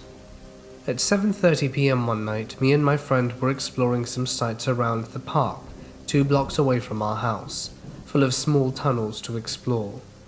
We felt a little weird because we didn't feel as if we were alone. There were a couple of disc golfers, but we watched them leave, so at this point the park was completely empty. My friend and I were just exiting a small tunnel to get back to the park as we were waiting for the disc golfers to leave, so we could go to the next secret spot, which were train tracks that were still somewhat in use. To get to the train tracks you have to go through an off path in the woods that has a few curves, so it was hard to see. My friend led the way. A few seconds later I thought I had lost him, so I yelled his name.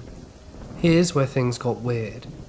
I heard what seemed like an almost distant yell or shout from the train tracks. I thought he had sped up, so I jogged up ahead and eventually ran into my buddy. This was just around a curvy turn, so I asked him if he was okay, and he replied with yes, like nothing had happened. A little suspicion ran through my mind, so I asked him if he had yelled at me from the tracks and had come back to get me. Shockingly, he didn't. He was waiting for me just at the turn, and he also said he heard the yell. While my friends and I are idiots, instead of going back, we quietly continued to the tracks. When we got up to the bridge with the train tracks, there was absolutely no one and nothing up there. All I knew was that I felt like I was being watched from the trees or something. I let my friend know about this feeling, and we quickly stopped throwing rocks into the creek and headed back to the park. I knew something was wrong as we were leaving. I just couldn't put my finger on it.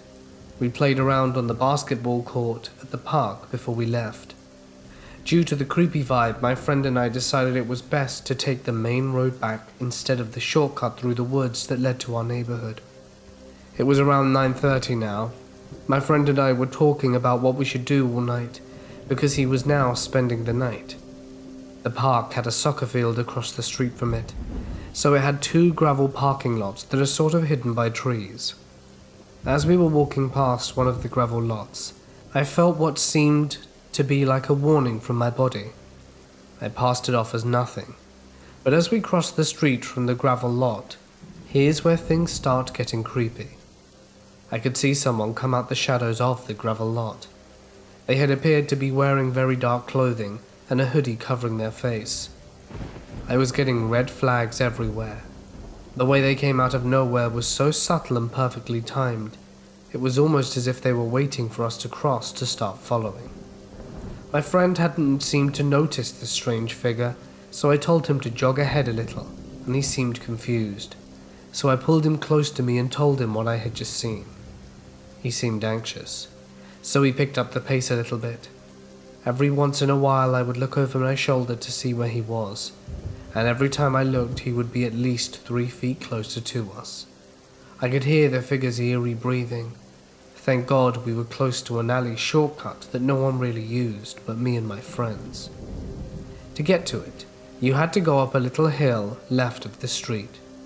I saw this as an opportunity. I mumbled to my friend, "Use the alley." He quickly nodded yes, and the second we made it to the hill, we casually jogged up ahead to the alley. I told my friend to wait for a second, peeked over the street from the alley, and there I saw them. What appeared to be a man in his 30s making his way towards us very quickly. I could see his eyes now. They were staring directly at me with an evil and sinister look. I told my friend to bolt up the alley to his house, which was connected to the alley, and we'd never ran so fast. We made it up the street and took a sharp turn to the left. We lost him at this point, sprinted through his front door and locked every single entrance. We turned off all the lights and hid for what felt like an hour. Thank God he was nowhere to be seen. I've never seen this person again, and sincerely hope I never do.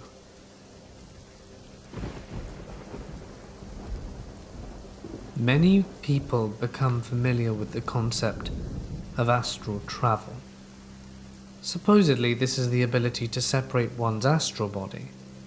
The only other way I can think to express it is the soul from one's body. So the soul can take spirit journeys to other realms while one's body is left safely at home. Shamans in many cultures throughout history have presumably trained themselves to take such journeys often, in order to gain occult knowledge or insight about the future, or about someone's health.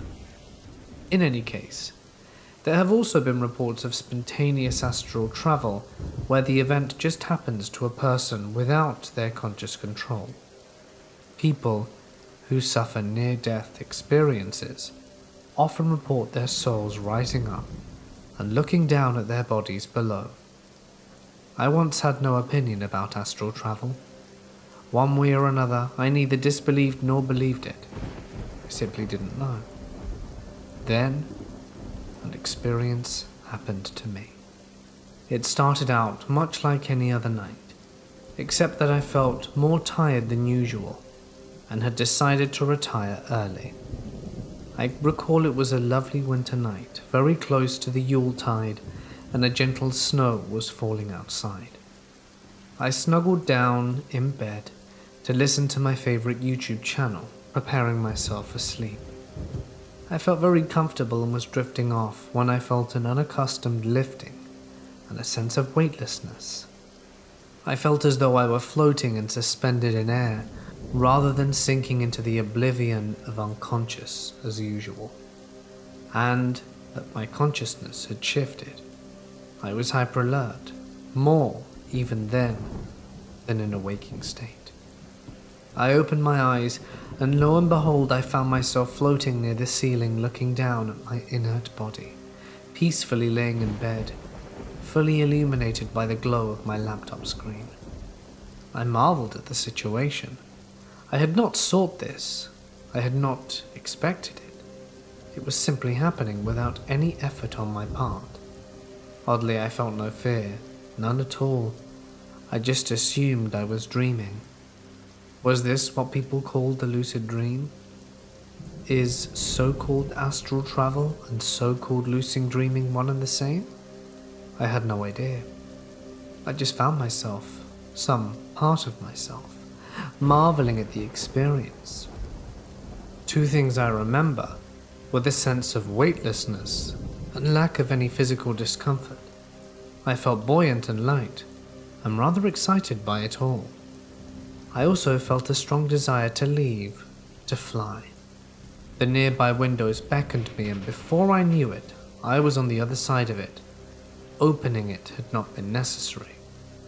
I didn't feel the coldness of winter, but I was flying very swiftly through it, as if on the power of a single thought. Soon I found myself above a vast, dark ocean. The water looked very cold and unbroken, as far as my eyes could see. Soon I reached land again and found myself in a town. It wasn't any town I was familiar with. The houses seemed strange. They looked old. They were all covered in the same wooden clapboard sliding, stained deep brown and unpainted. All of these buildings were close together, attached in fact, as townhouses are. Some of the buildings had 3 or 4 floors, others were lower, but they were all attached. I don't know why, but I got the impression I might be in a Scandinavian country, although I'd never been there. The night was very dark, and it seemed very cold, and snowflakes were drifting around the air.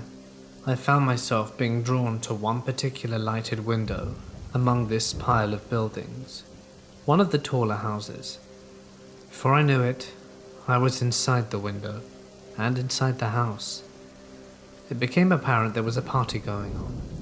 It was the Yule party. There was much light, laughter and chatting. People were moving about, sitting and standing with drinks in hand, all dressed quite nicely. I specifically remember a tall, attractive blonde man leaning against a counter that separated the wide entrance hall from the open-plan kitchen living room area where many people were. He was wearing a lovely knitted jumper, holding a drink and chatting with another man. I moved closer, only they had no cognizance of me at all. Clearly, I was not visible to them. I didn't overly marvel at this interesting situation. I more or less accepted it and moved on from room to room, exploring the house. What seemed most amazing to me was just how vivid everything seemed. I could discern every detail from my surroundings, the furnishing, the people, the activity. After making a circuit of the downstairs rooms, I came out once more into the wide entrance hall, which included a wide staircase of dark hardwood balustrade, with the same on both sides. The wood was rather scuffed and worn with age, but the whole house, although clearly older, was comfortable and had good vibes. There were 2 children on the stairs looking between the ages of 8 and 10, chatting and playing happily. I approached them with the idea of moving beyond them, and hence up the stairway to explore. But then something shocking happened. The girl looked straight at me, her eyes wide, her face filled with utter terror. and before I knew it, she screamed. This all happened so fast, I remember thinking, you can actually see me? For some reason, I was visible to this one child. In an instant, I felt myself being pulled back. It was rather like the sensation of a telescope being retracted. The entire scene before me collapsed, and then I was back in bed awake, with the voice from my laptop droning away next to me, much like I am to you now. This experience remains for me one of the most profound that I could perhaps label as paranormal, although it was very different to the ones that you usually hear about. Usually a narrator recalls an experience of seeing a ghost, often when they were a child. In this instance, albeit still alive, I was the ghost. It's perfectly natural, I suppose, for people to react with fear and shock when they see someone or something that shouldn't be there. I suspect I might feel the same. But I wonder if every encounter of this sort need to be seen as malevolent. Perhaps so many so-called ghosts are merely what I was on that particular winter night, an unexpected soul traveler who finds themselves glimpsing in places just as strange to them as they may seem to the rare and gifted person capable of detecting their presence. Since this time I have begun a course of self-training, and today I am capable of taking astral or lucid soul journeys at will. I've been to many places and met many interesting people on these journeys, and have gained much insight, but have never encountered the little girl again. My experiences thus far have shifted my former view of what I define as supernatural. Maybe someday such experiences will become perfectly natural, and maybe one day we will recognize ghosts as just fellow souls who, voluntary or not, have a go at parting some interdimensional curtain.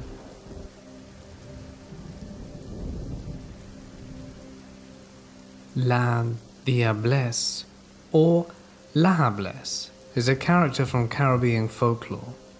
It's a human woman, usually having an attractive body and clothing, but with a hideous face, which she keeps hidden. She has one human foot and one cow hoof.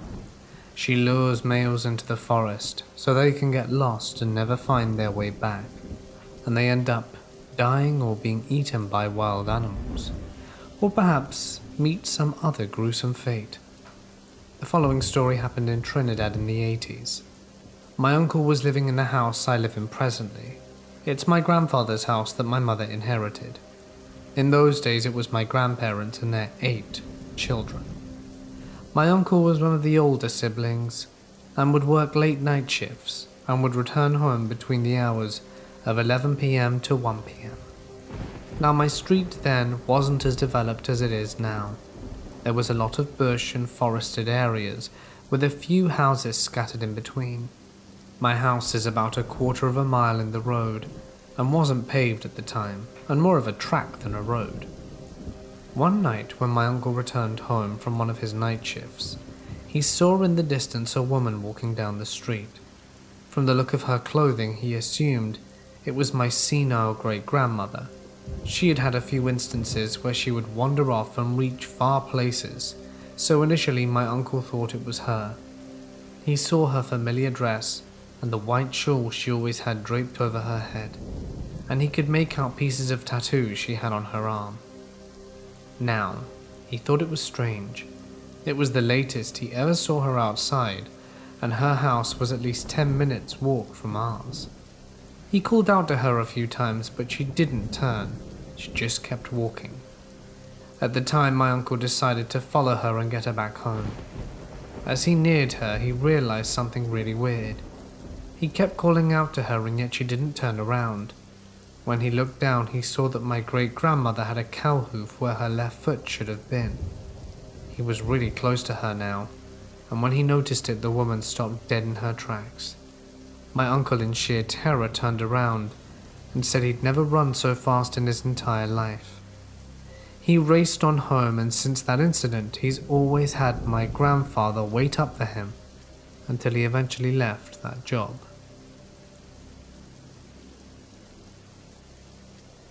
It's still a very early morning, with patches of mist, and not being a weekend, there was very little going on. We are a couple of young policemen in a patrol car, on what was then considered a main road. A joke now, and a joke then. It's a while back, and I'm not sure of the name of the village, but we were very close. The message over the radio was simple. As I remember it, it was something along the lines of, "Man with a gas mask in the main road." We were in the right place at the time, and within seconds I saw a man jogging on the pavement to our left, rapidly pulling the gas mask from his face. Remember, in the UK we drive on the left side of the road. I also got the distinct impression he had an erection. I stopped the car, and without saying a word to my rookie colleague, fully opened his door, and with the narrow pavement, give a very clear signal to the jogger that we wanted him to stop. The jogger obliged, a little short of the car, allowing himself to be well illuminated by the headlights. I got out of the car and approached him, and could not fail to notice a distinct sparkle that did not look like a concentration of sweat or urine on the inside of his uncovered legs. I think, not surprisingly, by this time his erection had subsided. There's nothing in the handbook on how to open a discussion in a situation like this, so I said, "What gives with the mask?" replying without hesitation, "It gives sexual pleasure." I got on the radio to establish more details about the complaint. It didn't appear there was much substance to it, as the young lady was only startled, maybe frightened, as she got out of her car by a man running by her at 2 or 3 in the morning with a gas mask on his face. The next step is to establish his identity, which must have led me to look more closely at his clothing and where he was going to find some form of identity document when his shorts and shirt were made of thin plastic. I distinctly remember the shorts were black, presumably made from a large dirt bin bag, and his shirt was light-colored plastic, but I didn't pursue its origin in my mind. He was also wearing a classic sleeveless cricket jumper, pullover, which had a name tape sewn in behind the neck. Those who went to English boarding schools will remember these name tapes. He gave me his name and address, and quite speedily this was confirmed by radio from headquarters, and it was indeed an expensive suburb. Our jogger admitted to being an executive in a large multinational company. I didn't question how this adventure might go down at the next board meeting, nor with his wife if he had one. So what to do if there was no evidence of indecent exposure, no assault of any nature, which left the common law offense of breach of the peace, which I thought was stretching the evidence. I also had no desire to have this man in the back of the police car, or rather to be washing the rear seat after taking him to the police station, only to be given a warning by a sergeant. So I explained that the young lady could have had grounds to make a formal complaint, resulting in a charge of breach of the peace. "Ah," he said, "that sounds like the army conduct prejudicial to good order." I agreed, and then suggested that if he wanted to dress up in this fashion, he should restrict his activities to private property, thinking his garden was quite big enough, not considering what his wife and neighbors might think. I then let him jog on. We then returned to the police station, where the small assembled company wanted to know why I hadn't brought the jogger in. I asked why, and the unanimous response was that they wanted to see the fashion statement. My reason was not considered valid. A few days ago, I ordered a delivery service via an app called Rappi that works in South America, where I live. And to be able to get the delivery, you obviously have to give the details like your cell phone number and house address. When I received the delivery, the guy started flirting with me and began asking me weird questions. I told him I was only 16, hoping that he would leave me alone, but he just tried to keep making conversation. But I told him to have a good day and shut the door. Fast forward to yesterday in the afternoon. Someone called my house phone number. Keep in mind that I don't give out that information in my app, and my mum picked up the phone, and the man told her that he wanted to talk to me, calling me by name. She asked who he was, and he told her he was one of my school friends.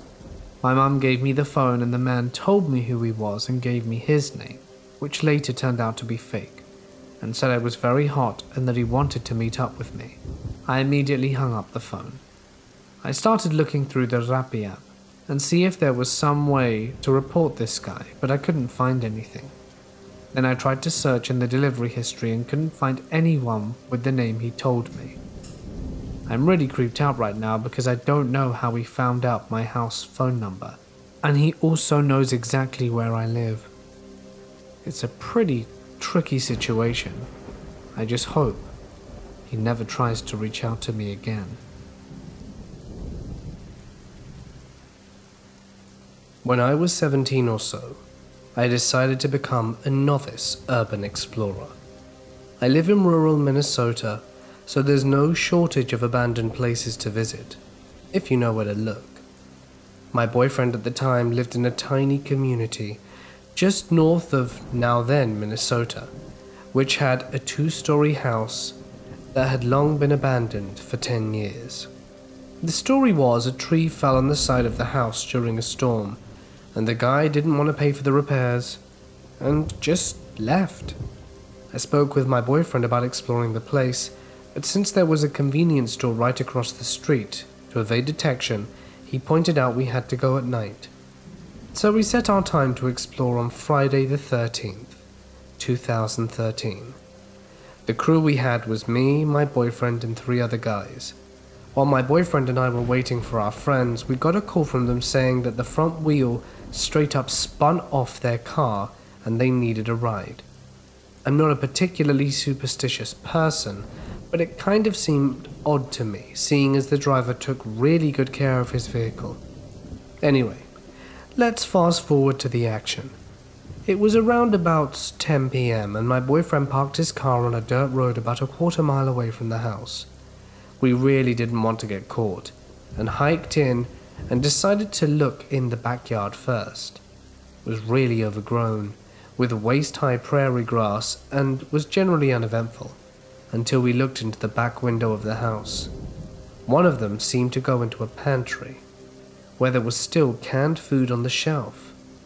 The door to the pantry was open, and from there we could see a full set of living room furniture, couches and all. This kind of leaves me to disbelieve the whole "he left because of the tree falling" thing. It seemed like the guy who left there left in a hurry. Our original plan was to go in through the back door, but it was locked with some industrial grade stuff, so we went around the front of the house, which had a screen enclosed porch. Thankfully it was unlocked and we were able to look around the porch area. Knee-high stacks of Life magazines were absolutely everywhere, some of them dating as far back as the 80s, weather-worn and chewed through by animals. After fooling around for about 10 minutes, we decided to embark inside. Naturally, being a 17-year-old girl in a group of 19-year-old guys, I was elected as the one to open the door. But once I put my hand on the doorknob, I heard a noise on the other side of the solid oak door. 4 deliberate, rapid-fire knocks.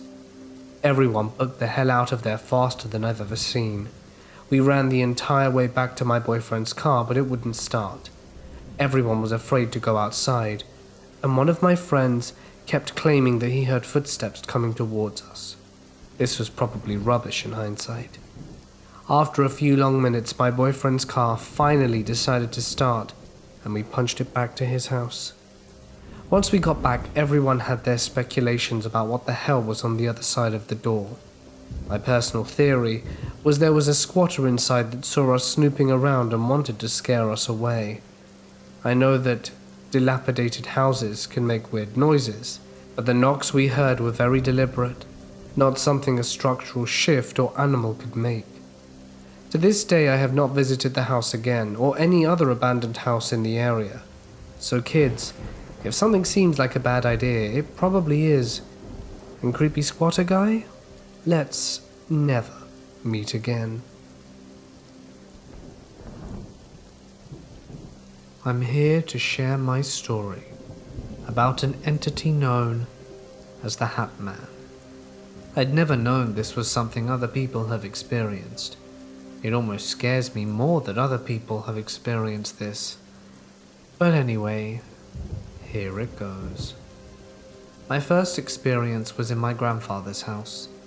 I had a slew of weird experiences in this house. Always kind of credited those experiences to my great-grandfather, a butcher and vice president of the local butchers' union. The basement had clearly been designed for slaughtering pigs. A massive sink, floor drains, the works. I'd felt things watching me. I'd slept-walked and often woken up, standing in the corner of the basement. Really weird stuff.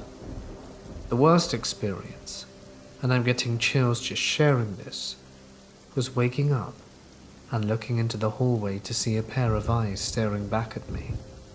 I couldn't move, but I don't think I was asleep at this point. Before I knew it, something was on top of me, pressing into the couch, and it felt like something was sucking the breath out my body, and just as quickly as it had started, it went away. The second is recent.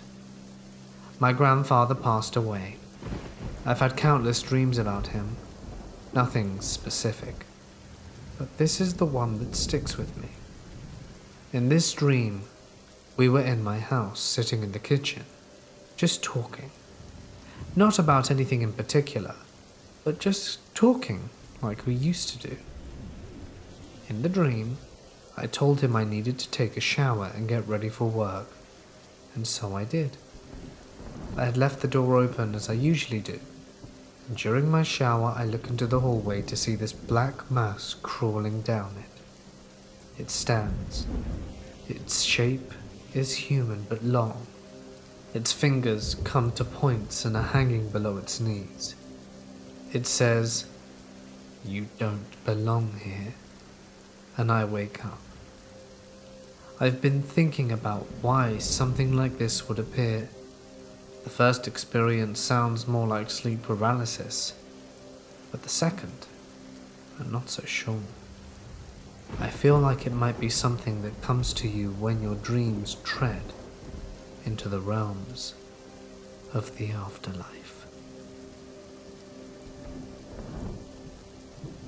This happened to me over 10 years ago. It's been a long time on my mind. I was never a believer in the paranormal.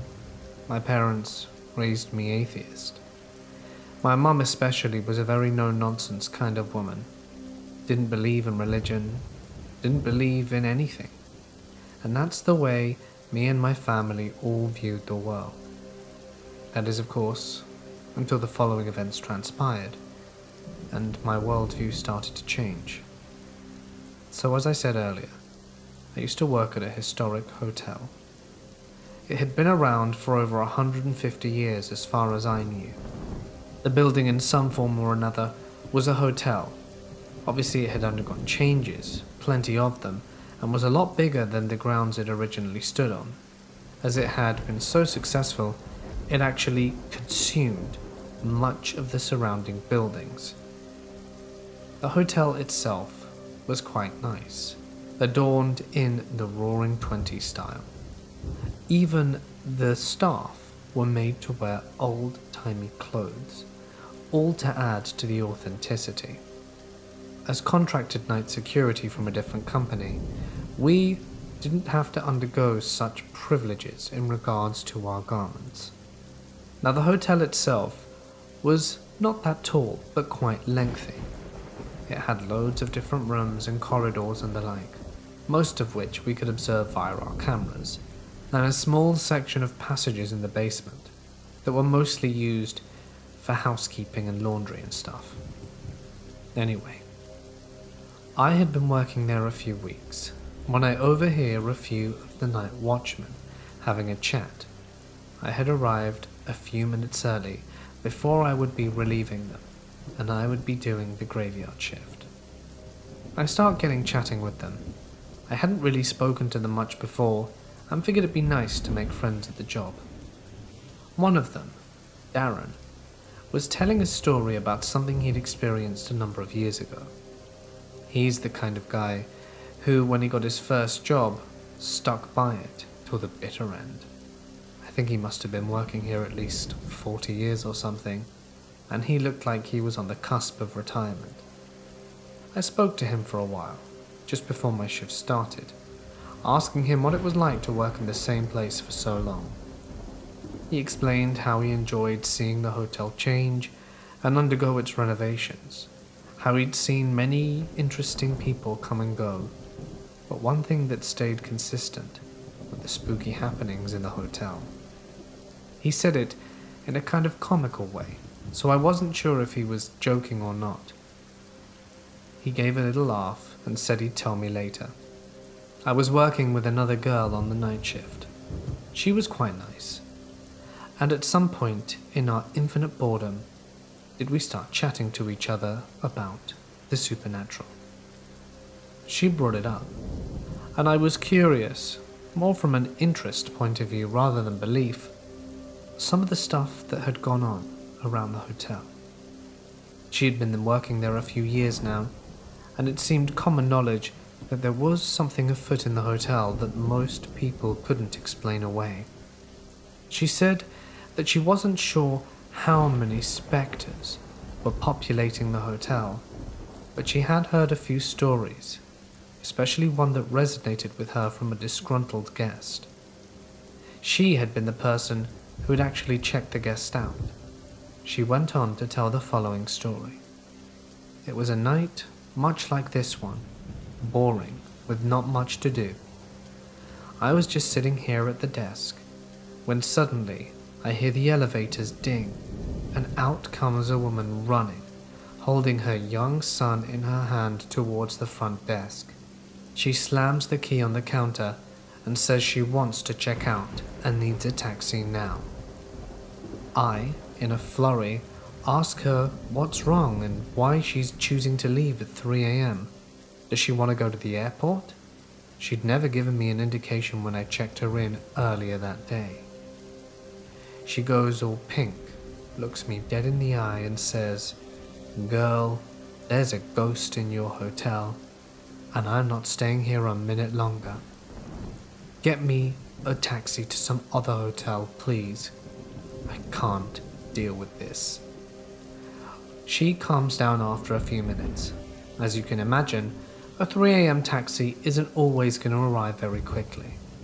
I offer her some tea and biscuits, and after she and her tired son, who by this point had fallen asleep on one of the chairs, accepts, she goes on to tell me what exactly happened. She said she felt like she was being watched since the moment she got into the room. She said the room itself was fine, but there was just an uncomfortable dread and eeriness seeping into her from just being inside. She tried to play it off as long as she could, but she woke up in the middle of the night to pee. Just as she was getting up to go, did she see something from the corner of her eye, but in her groggy state just assumed it was nothing. She went into the bathroom and, as an important detail, said she didn't close the door and let the light trickle into the room. As the bathroom is in a sort of mini passageway before you enter the room itself, there wasn't that much light pollution that could have awoken her son, she explained, and she was scared that by closing the door and opening it again, there was more chance of that waking up her son than the light itself. I'm not sure why she added that, but she did. She then went on to say that just as she was getting up and about to wash her hands, did she see the shadow, what she assumed she saw a moment ago, now by the rim of the light. Trying to not feed too much into it, did she turn? She said at that point the shadow moved. It made her jump, because it darted straight towards her. She wasn't sure if it disappeared before it reached her, or if it went right through her, but she turned around and there was no shadow in the room. At this point she was wide awake, freaked the hell out, got her son, threw their stuff in the suitcase, put on some jeans and a jumper, and jumped straight out. I checked the room after they were gone, and couldn't find any remnants of anything spooky. That was just one story she shared with me that night. Another one that I found particularly interesting was one that was later corroborated by Darren, although Darren's was far more complete, so I'll tell his version, as it happened to a guy he worked with who was long since retired. This guy was working night security. An important detail is that this hotel has a roof. No one really uses it. It's got gravel on there, and I think some of the night guards when patrolling go up there just to have a smoke. So this guard goes upstairs midway through his rounds and has a smoke, just staring into the sea of lights in the city. That's when he hears a crunching from behind him. Assuming it's one of his colleagues, he doesn't even turn around, but instinctively offers them a smoke, waiting for the crunching to get closer and for them to reach him just as he's looking out. He ponders as all the noises stopped. So he asks again, but still doesn't turn around. "So you gonna come for the smoke?" A voice from behind goes, "Yeah," in one of the deepest voices possible. For a moment he just stands there, pondering who this voice is. As far as he's aware, no one with this voice is even working here tonight, not that he can recognize whose it is.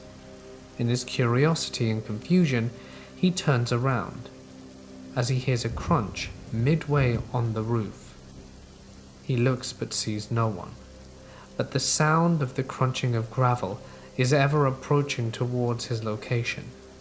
He's quite close to the edge at this point. He's maybe a few feet just looking out onto a sheer drop. As the gravel approaches, he just about craps his pants because there's no one around, that he can see anyway, and boots it to the door. He closes the door behind him, runs all the way down the stairs, and makes it to the front desk.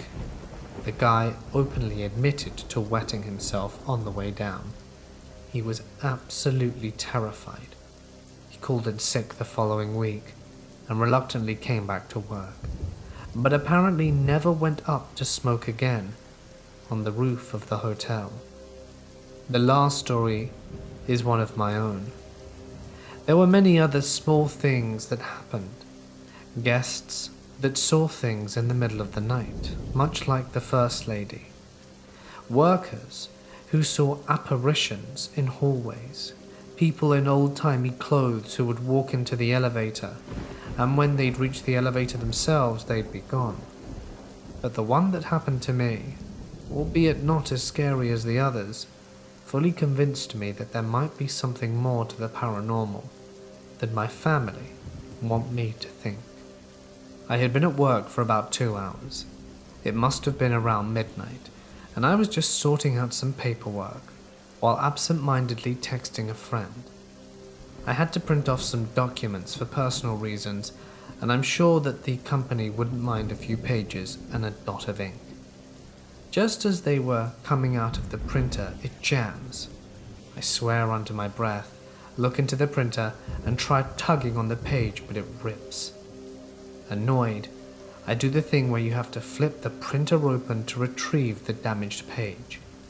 It was a careful, tricky business, because my tug had ripped the page in several different places, and now I was trying to fish little bits of paper out from all the printer cogs that were so annoying.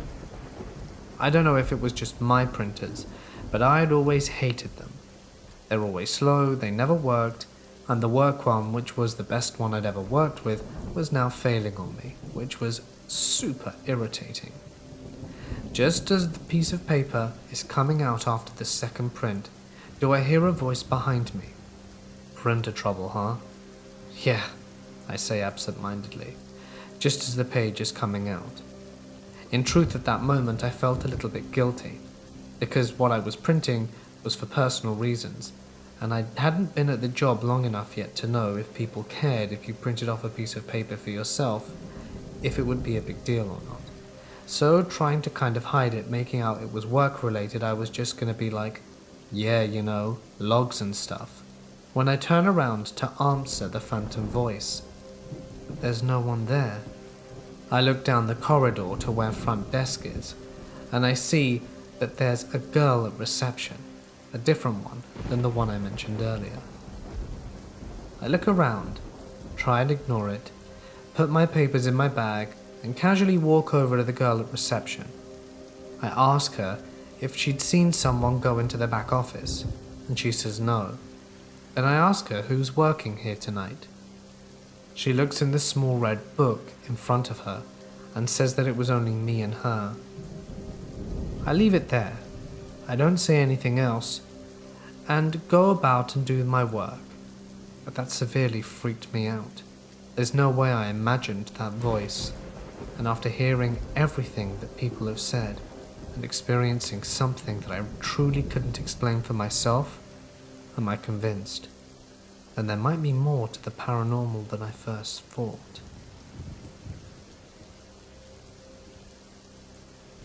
I used to be a delivery driver, which doesn't sound very interesting because it isn't. I did have to deliver to some very remote places though. One time I delivered to a trailer park just barely inside our designated delivery zone, and it was very dark and poorly lit. I'm leaving my car running and keep the headlights and inside lights on to go to deliver the pizza. Upon returning to my car, I sat down in the driver's seat and look up to see a creepy old man standing less than 3 feet away from my side of the car. He was just staring. It was the equivalent of a jump scare. I just started driving forward, had to do a U-turn to get out of the park, and when I turned around, the man was standing in the middle of the road. So I freaked out for a second while I sped around him, only to watch him attempt to chase my car out the trailer park. I put in my 2 weeks' notice after that. Some friends and I were part of the Pennsylvania Ghost and Paranormal Research Team at one point. No one ever believes me because my ex lost everything, including the recorder in a house fire, which is creepy enough. We were in an old funeral home and didn't hear a damn thing the entire time until we went back to the recordings. There were sounds everywhere. Old-style music playing and a woman, who was very close to my recorder, starting to hum really loud and then said, "We're here. Hi." We were absolutely scared crapless listening to the recordings. I had tears coming down my face. On the second floor of the house, we clearly heard a man's voice saying, "Don't," and that was it. I still wondered to this day what the hell it meant. We heard many doors slam that we didn't want to hear at the home while we were there. There was also much of that on the recorder. Strangely, we went through the basement where he would keep the bodies, and there was absolutely nothing but silence. There was a dead, half-eaten dog in the living room. Because we had so much evidence the first time, we went back a second time, and the property owner wouldn't let us back in because it was unsafe to walk anymore. They were about to do some renovations, then life happened and we never returned. Left the team and broke up with my ex and then the fire. I wish to go back and record one more time. It's a thing I keep thinking about. It's like a life calling, and that house just sitting there unoccupied waiting for me. When I was 2, my parents and I lived in a house that my grandparents owned. Although only 2, I apparently could speak quite a bit, as well as a few sentences. My parents' bedroom was connected to mine through the closet, meaning you could walk into their closet, go through a door in the back, and end up in the back of my closet. Then, one day, my mum started having these terrible nightmares. In her dreams, she would wake up surrounded by fire. She'd rush through the closet to my room, scoop me up, and dive out the window. Suddenly it would flash forward, and her and my dad would be sitting in a waiting room at a hospital. A doctor would come in, look somber and say, "I'm sorry, but..." And then she'd wake up at that point, sweating profusely and her heart racing. One night she woke up to me screaming. She ran into my room and pulled me into her arms, calming me down and asking me what was wrong. My response was, Mummy, my room was on fire. I was on fire. Of course, this freaked her the hell out, and I'm willing to admit that me having some sort of similar nightmare may have been caused by me overhearing a conversation about my mum's nightmares. But that's not the freaky part. Not long after this, we moved out, though not because of the nightmares my mum was having. We lived in southern Illinois at the time, and my parents were having a hard time making enough money to support us living there, so we moved up to northern Illinois. My grandparents sold the house once we moved. About 6 months after we moved out, my mum was talking to my grandma on the phone. My grandma started telling my mum about how the house we used to live in had caught fire. No one was home at the time, but the bedroom that had been mine had been completely destroyed. The fire had started because of an electrical short in the closet, the one I spoke of before. Every time I share this story, it gives me chills. I'm 24. I live in Michigan, and I've been working at a small airport for the past 4 years. Our hangars have been around since the 60s or 70s. I've worked third shift on and off the entire time. During that time, me and some of my co-workers have all witnessed some weird stuff, but it seems like I have experienced the most of it, and I'm not sure why. Note that there are 3 people that work third shift, 2 line guys and 1 dispatcher. We constantly hear weird noises, closing doors, footsteps, the occasional voices, and we look around and we never find anything. One night my co-worker went home early because his pregnant wife needed him, and I was sitting in a chair at around 4 AM taking a break watching a YouTube video. As I'm sitting there, what sounded like something extremely heavy fell and made a loud bang. It was loud enough that the dispatcher heard it from the other side of the building. My immediate thought was a jack gave out and plane fell, but nothing was knocked over or out of place. I freaked the dispatcher out so much he called the police to secure the hangar in case someone got inside. Another night, my co-worker who no longer works here, called Barry, was in the bathroom with me when I came out and saw him go up the stairs into the office section of the hangar. So I followed him up, and when I got to the top of the stairs, I asked him what he was doing. He turned around and had a look of fear on his face. He told me he saw me go up the stairs and was following me to scare me. He said whoever it was in the same outfit, same hairstyle, and had the same hat. Everything was the same, from the worn Carrot coat to the Detroit Lions beanie with a stain on it and glasses. We searched the place high and low and found nothing. The only way out was past us or through the dispatch room. No one went through either. This next occurrence happened in January, right after a fresh snow on a calm night. The door to the hangar was just shaking like someone was trying to get in. We thought it wasn't latched properly, so we made sure it was secure. As we walked away, it started shaking again, but more intense. Once we got close to the door, it stopped, checking the door once again. When we got to the other side of the hangar, it happened again.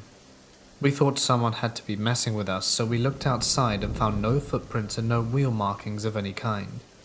The snow wasn't all the way up to the building, so we thought someone maybe walked on that section, but it was only on one section.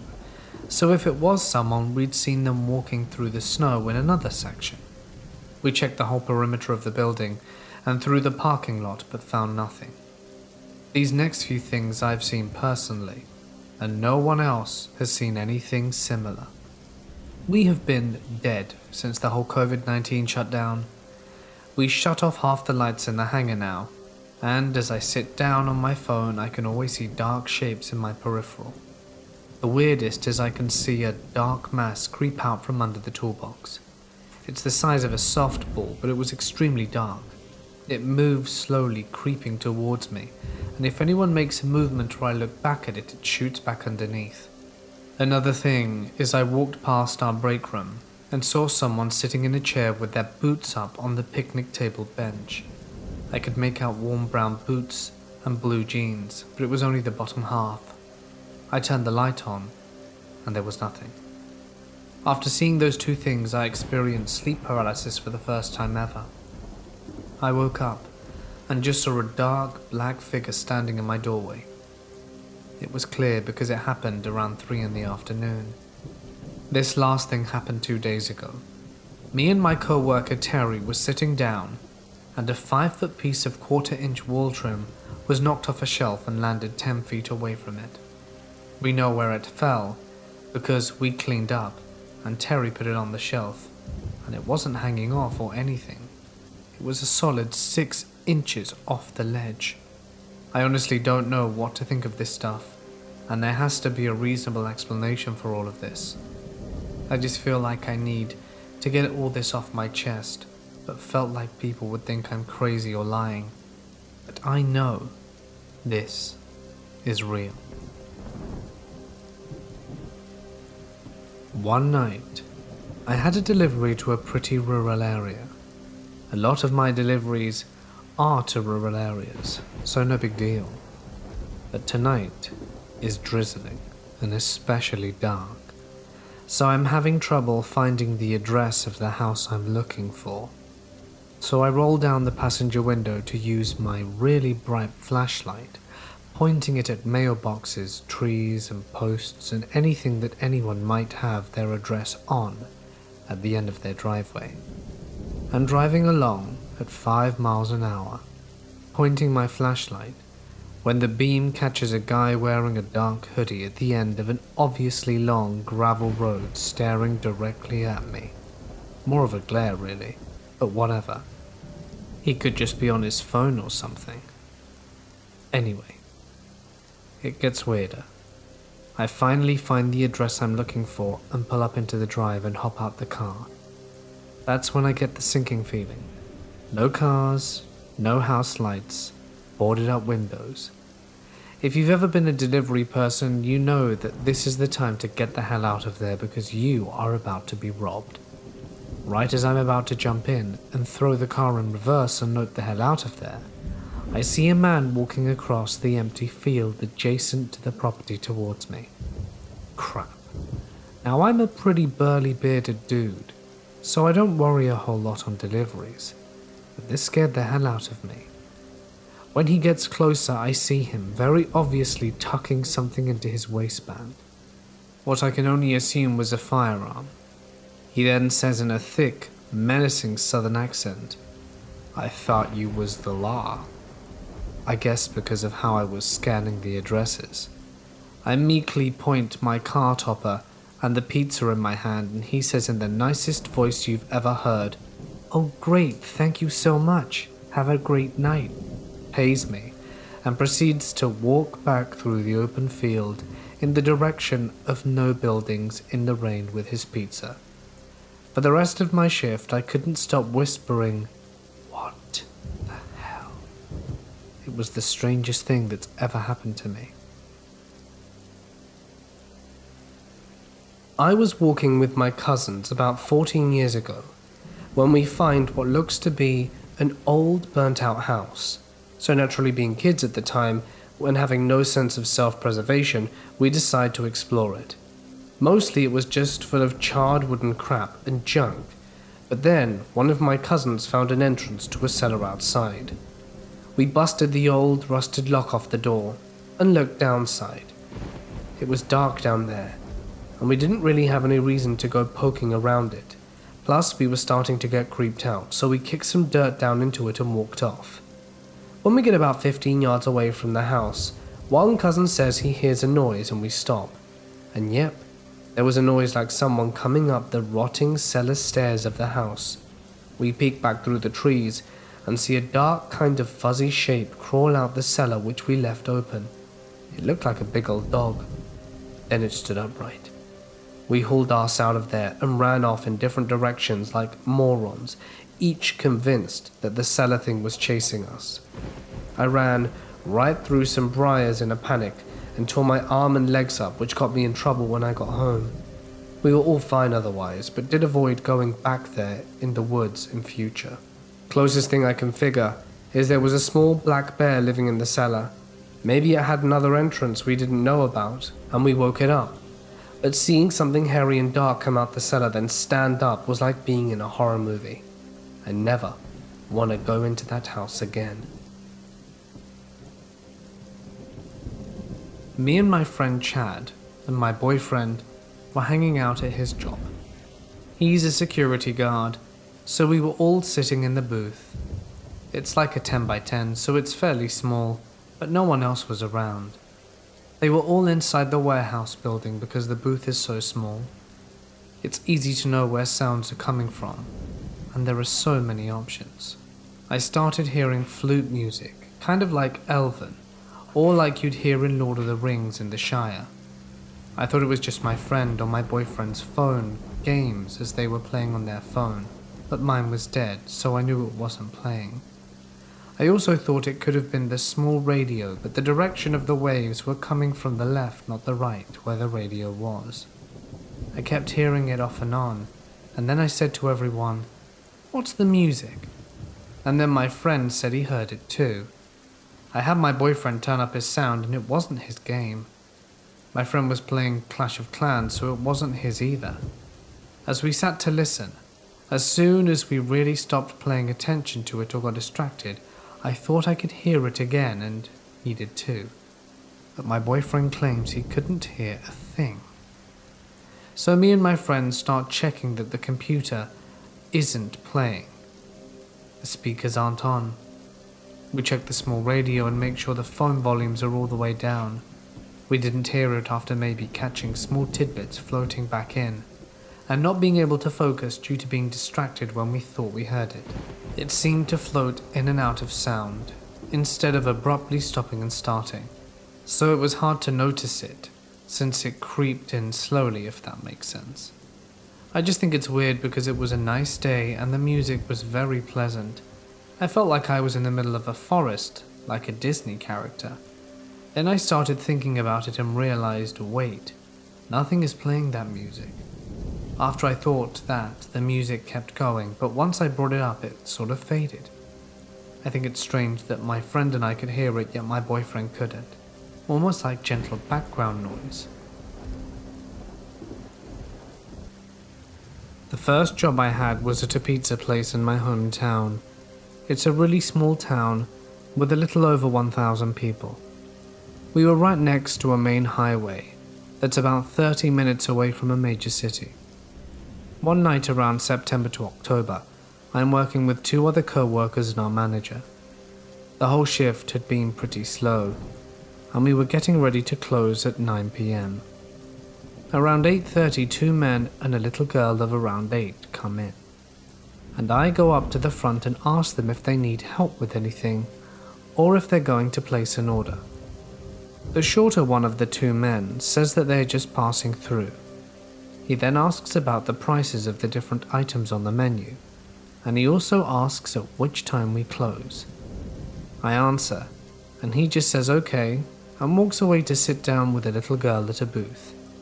The taller man then leaves the building and gets into the car parked out front. The smaller man gets up about 5 minutes, whispers something to the little girl, then leaves. My co-worker and I are watching all of this go down and talking about how strange it is. The little girl gets up and starts dancing around to the radio station we have playing. After a few minutes of this, I walk up to her and ask her if she's hungry or if she wants a drink. She says she only wants a water, which I get for her, and she takes it back down to the booth and sits down. I ask her who she was waiting on, and she says her dad. My co-worker and I are starting to get worried for her, because the 2 men haven't returned yet, and it's 8:50. We start to think that neither of them are her father at all. My manager decides to call the police. Our town is too small to have our own police station, so we have to wait for them to come from the next town over, which takes roughly 15 minutes. I go sit with her at the booth and am making small talk with her, trying to make sure she's safe and nothing happens before the cops arrive. In the middle of our conversation, she gets up and says she has to leave. My manager and I are telling her she needs to stay in the restaurant until her dad comes back, but she starts crying and screaming and insists on leaving. A few days later, my manager says the cops found her walking down the road alone late that night. We never heard any more information about that situation afterwards. I just hope she's safe now wherever she is. Back in high school, around the end of my junior year, it became popular to go on these adventurous endeavors to haunted places. Literally a group of about 30 of us would carpool to some abandoned house one weekend, or to some secluded forest the next, spending the days at school in between searching for more places like these. Anyway, we had this cavalier nature about us when it came to potential hauntings. At some point, a friend of mine who was several years older than me told me about how he and his friends would do similar things when they were young. His childhood home backed up to a huge farm, and he and his friends would spend their days fishing or hanging out on this farm, so they were quite familiar with it. The owner, apparently a very religious man, a priest or pastor maybe, had owned the farm and a small house on the property. The story went that the owner had been locked up for murder and died in prison, leaving the farm to whoever, and it wasn't kept up. However, upon hearing the news of this man's demise, my friends told me that he and his friends had decided to go into the house. I guess the windows had been busted out, and they opened the door and walked in. He described them fooling around and trying to scare one another, but he had decided to walk up the stairs, and upon him reaching the second floor, he saw a coffin in the main open room.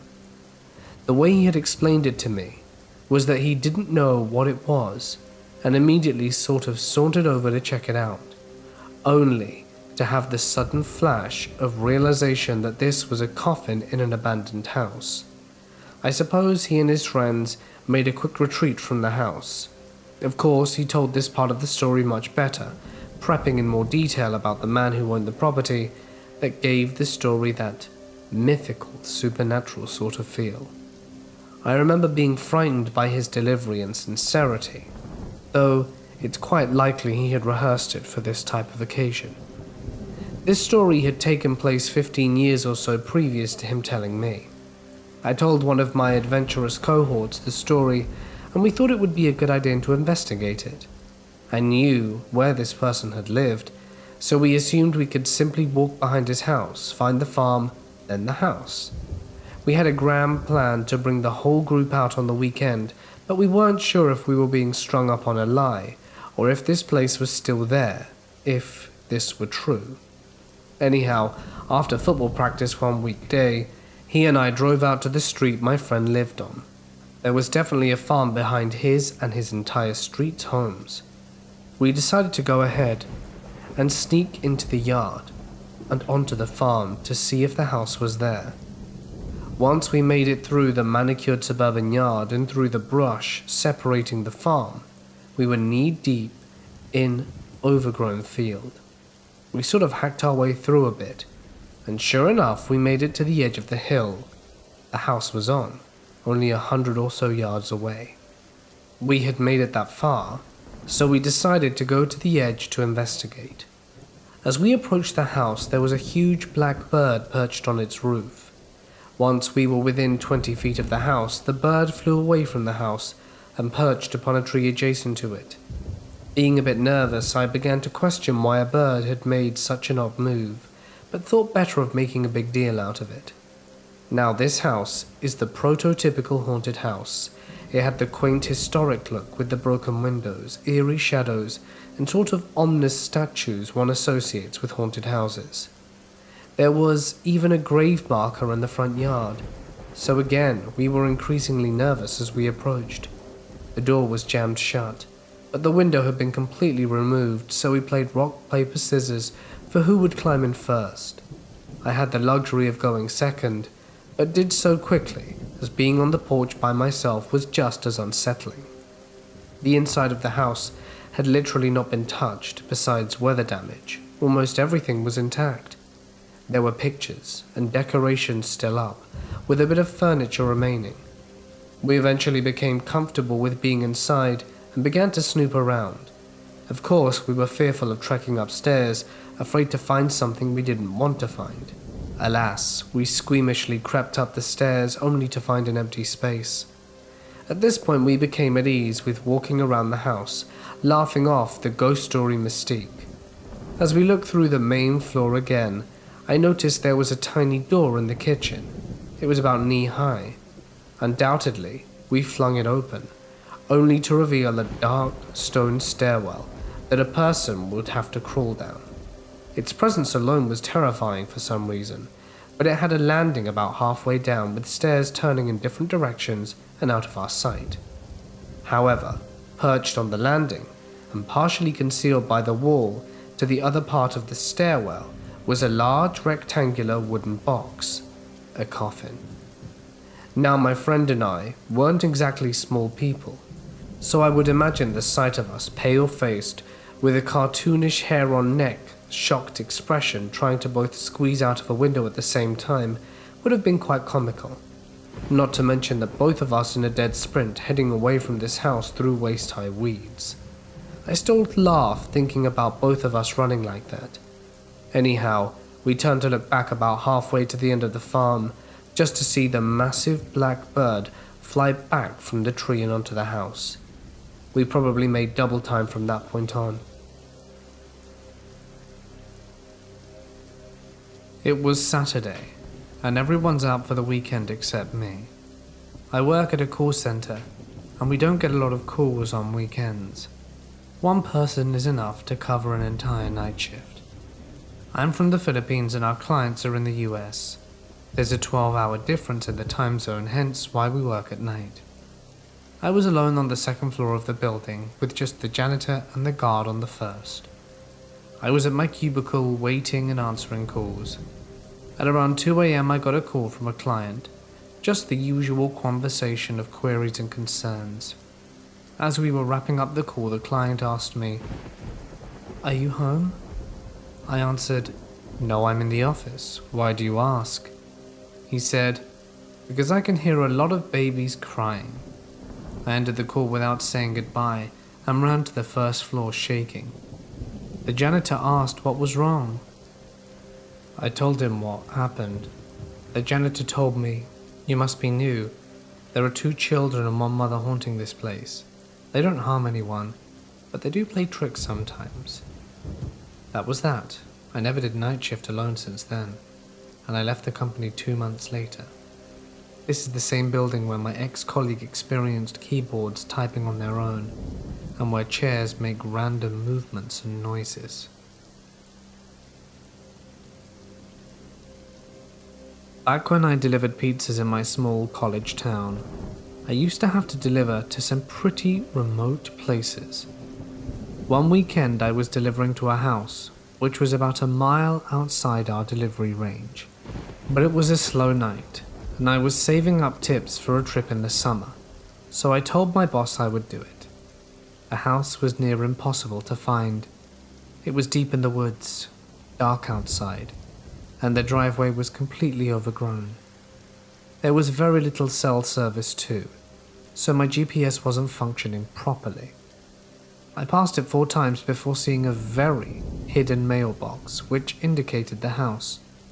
I got out of my car and went to the front door, knocked a few times but there was no answer.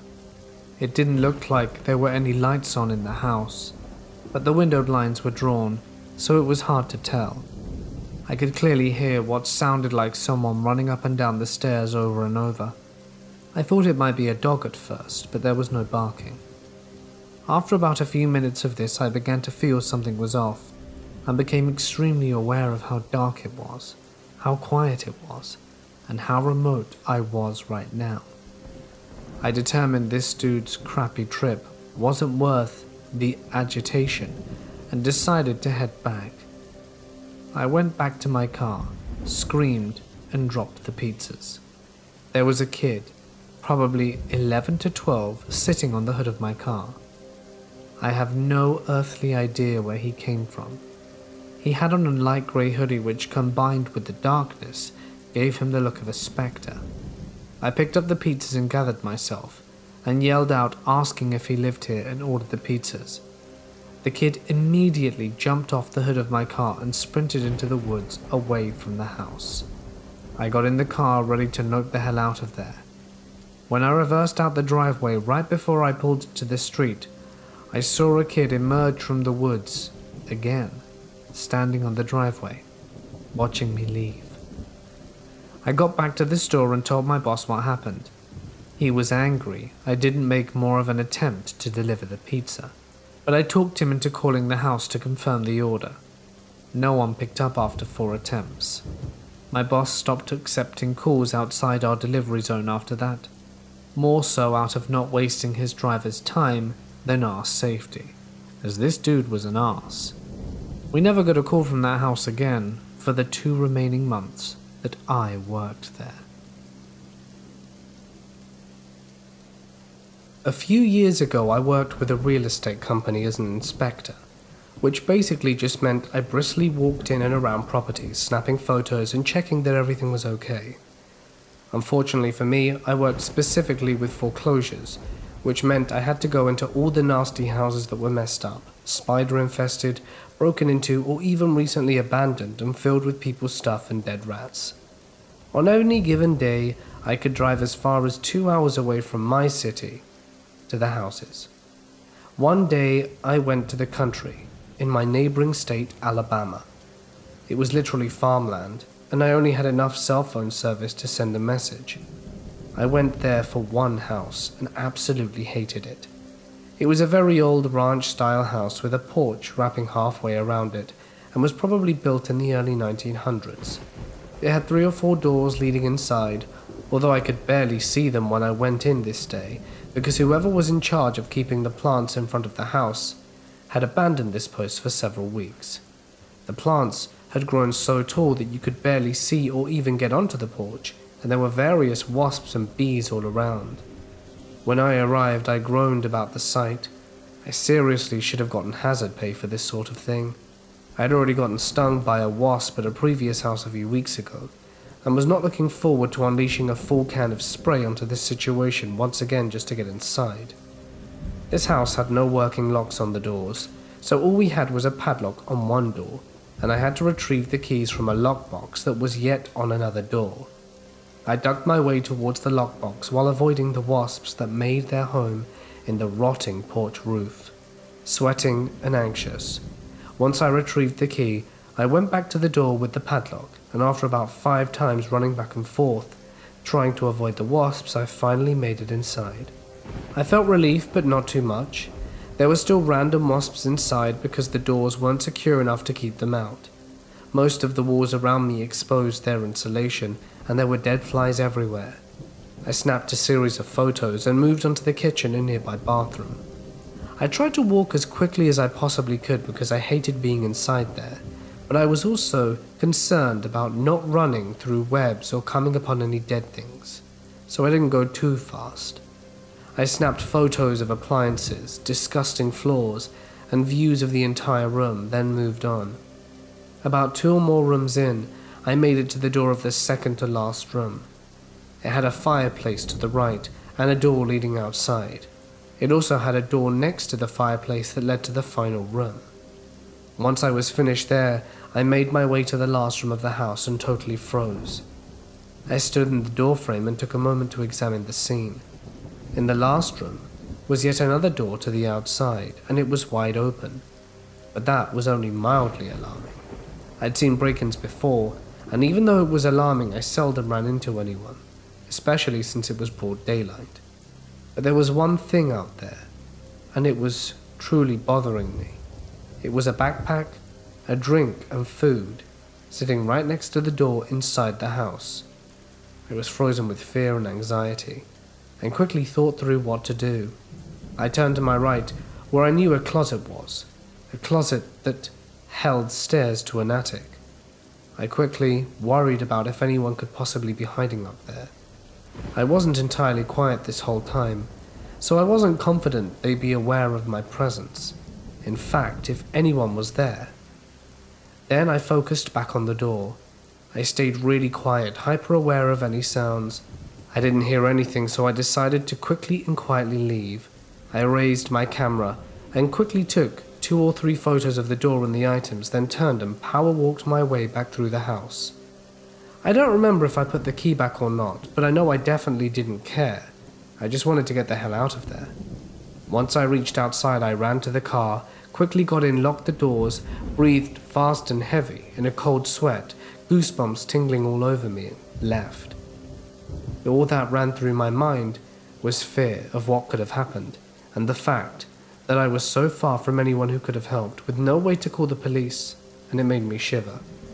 At any other property, I would have just called the cops to report the break-in, but I couldn't even do that. My boss didn't send me back for a few weeks. When she did, she told me the plant should have been cut by now and everything should be good. I asked if she knew anything about someone who was still there, and she acted like it wasn't a big deal. That annoyed me. She said that they had finally sent someone to fix the door, and that it should be fine, but I was still being sent alone, so it wasn't much comfort. In the end, I never saw any more break-ins on that property, but still hated going there. The first time I went back, I carried a screwdriver with me in one hand the whole time. Ever since, I've always had a heightened fear of intruders or videos with squatters in buildings without people knowing. It sort of gave me a new phobia. Thank God I was lucky enough to not encounter anyone alone.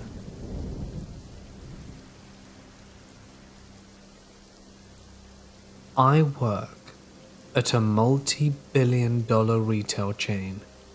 And besides my main other department, which is also in the back room, there is a second department I'm cross-trained in, that I work in for a few hours every Saturday accepting deliveries. Now, I'm of average build, not overweight, but not as slender as I used to be.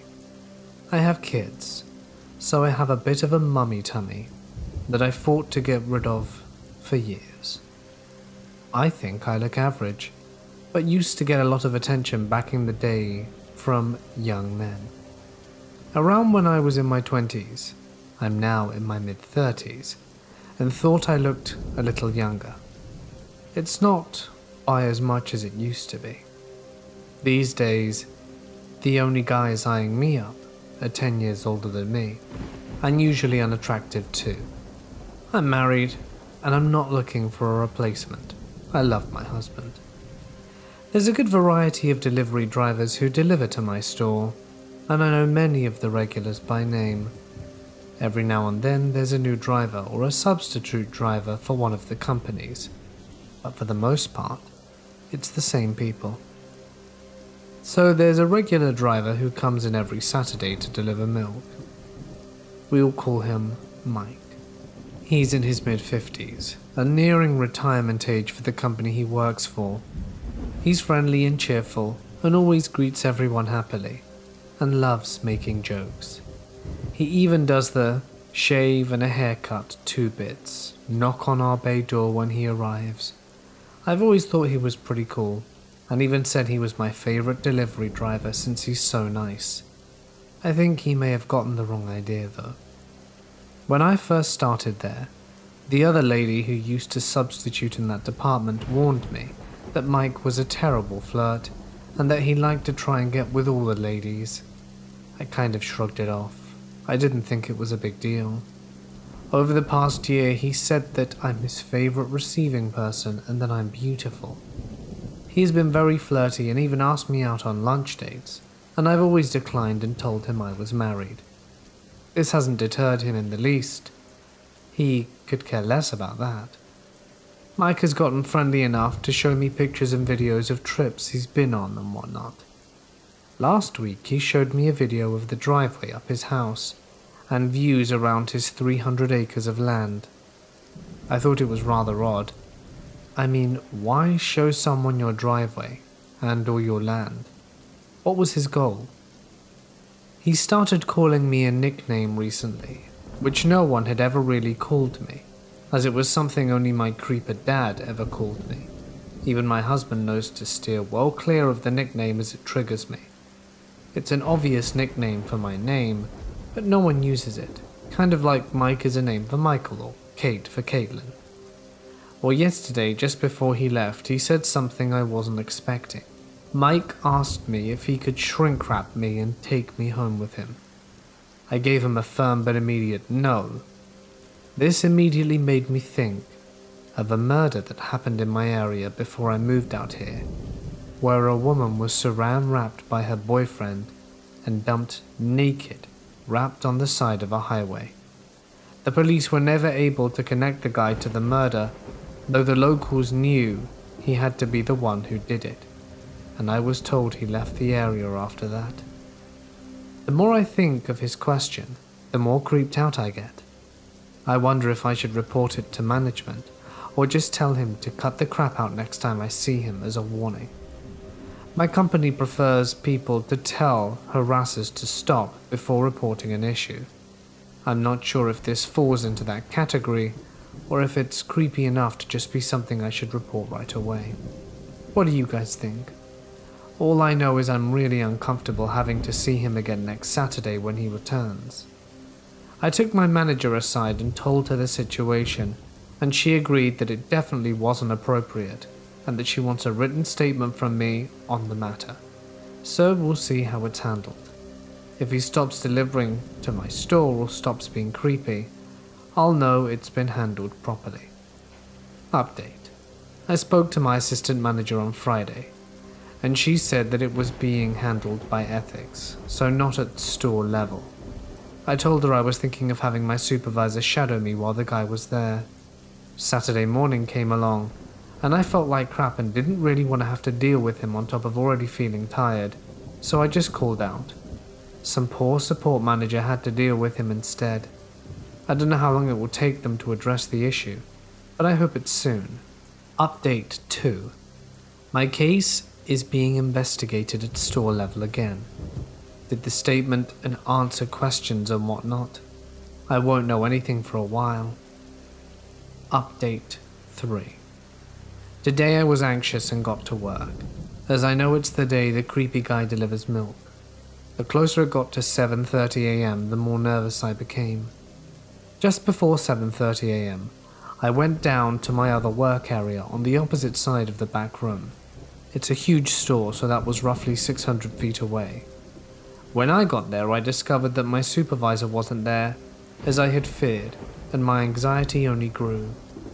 When I got back to my area, there were only a few merchandisers milling about, loading up their products onto carts and whatnot. I didn't see any other managers, including the one I had spoken to earlier in the day, to confirm that he would be present and nearby to give me some sense of security. In a moment of desperation, I thought back to what my co-worker had told me just yesterday, and that was to ask a female co-worker to stay with me and look out for me. So I asked one and she said she would. We waited in the back room, distracting ourselves with meaningless tasks to pass the time. Before I knew it, half an hour went by, and an hour, and then another hour. No milk guy. I went to lunch and thanked my co-worker for humoring me and staying nearby. After lunch I checked to see if the milk ever came, but it hadn't. I was pretty happy I didn't have to see him for another week at least. Then later I was pulled into the office at the end of my shift.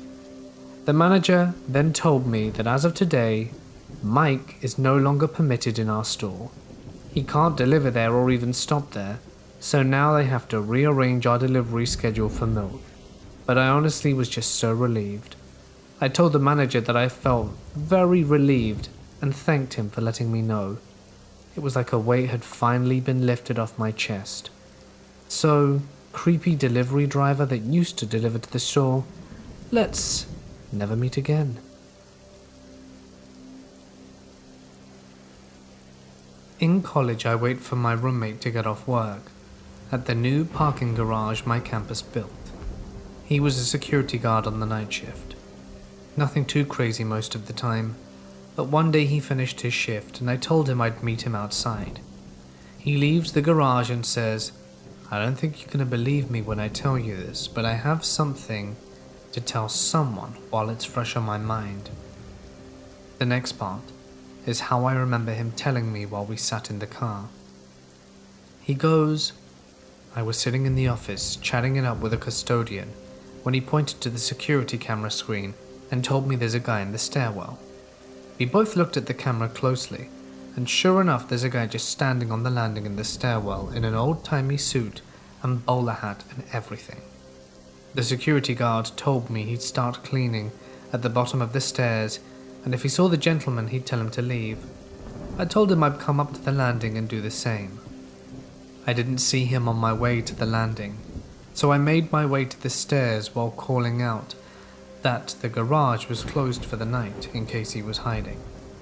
While walking through the stairwell, I startled the custodian because he was expecting to see Mr. Suit as well, but no one left the stairwell at the bottom. I told him I had to check out the rest of the grounds and that maybe he slipped out another way, even though there was no real way either of us could have missed him. I'm approaching the ramp of the next last landing on the top of the garage, and I see an older woman in an old-timey dress and umbrella. She's going up the ramp in the distance, and I yell at her that she shouldn't be up here and swiftly pick up the pace before I lose sight of her going to the top level. As soon as I arrive to the ramp she was ascending, I don't see her. I got to the top of the ramp and see a kid skateboarding on the last level of the garage. I tell him the garage is closed and he shouldn't be up here, but at the same time wondering where the woman went. The skateboarder apologized and said he'd walk down with me if that would be okay.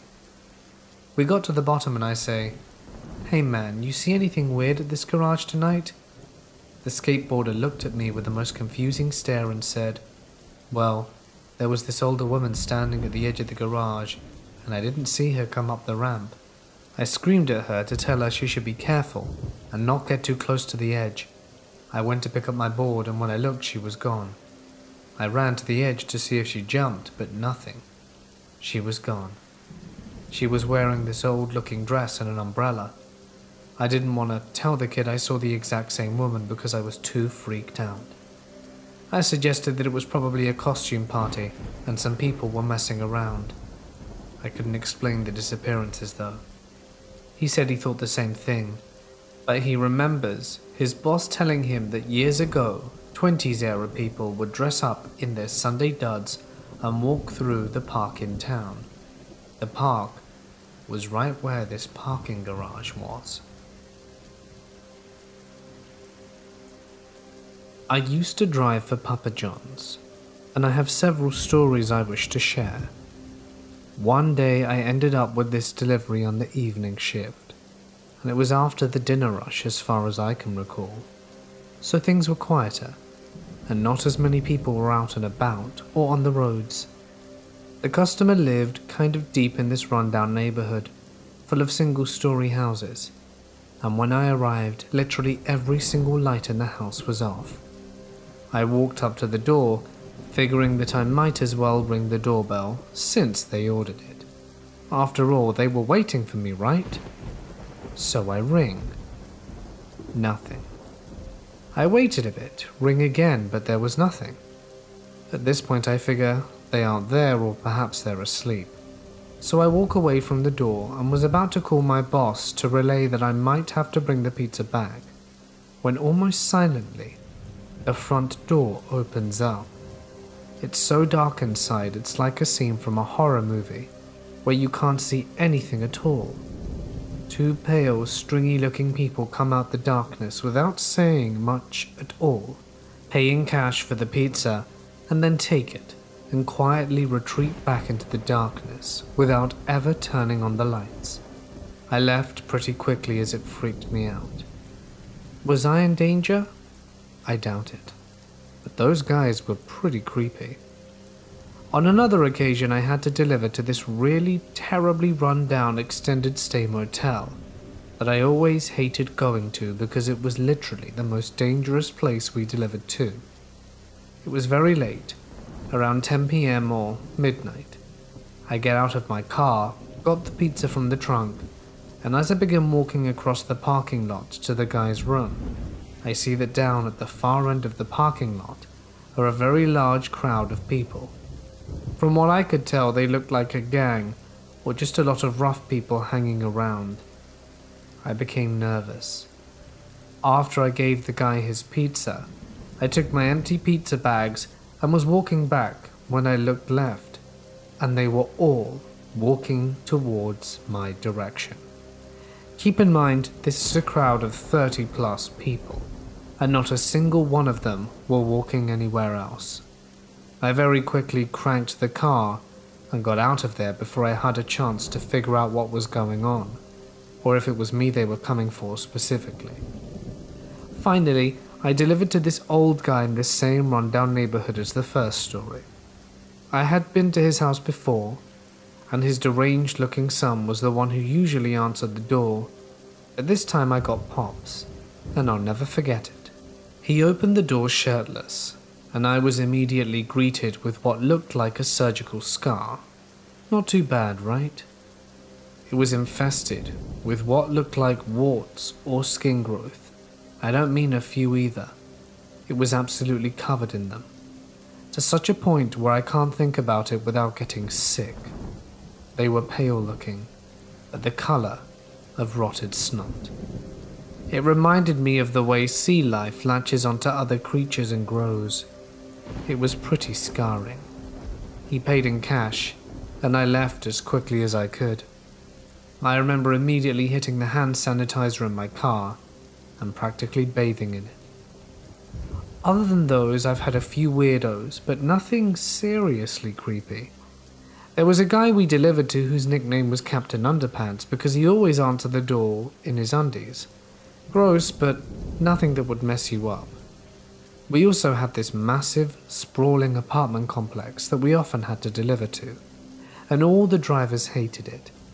It had multiple apartment buildings with the same numbers, so it was awful to navigate through, but otherwise new and rather nice. One day I got this delivery to a guy way in the back of the complex called Mr. White. I make my way back there, and as I climb up the stairs I hear this muffled sound coming from his room. I knock, and Mr. White opens the door looking like Mr. Rogers.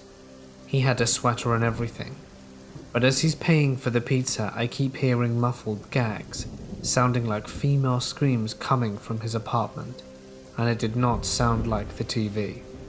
It sounded like a person. But the guy just kept on smiling as he paid, acting like nothing was wrong, and not even trying to explain it away as the TV or anything. He was chill as ice. He finished paying, took the pizza, and I walked back down, kind of wigging out over what I just heard. I couldn't be sure it was someone, but I hated to do nothing, and someone die because of it. I called my boss on the way back, and he advised me to call the police immediately. So I did. They took my name, but I never heard anything about what happened or if the guy was actually doing anything to someone in there. But regardless, it freaked me out. Either I called the cops on an innocent customer, or I saved someone from a psychopath. I still think about that night, from time to time.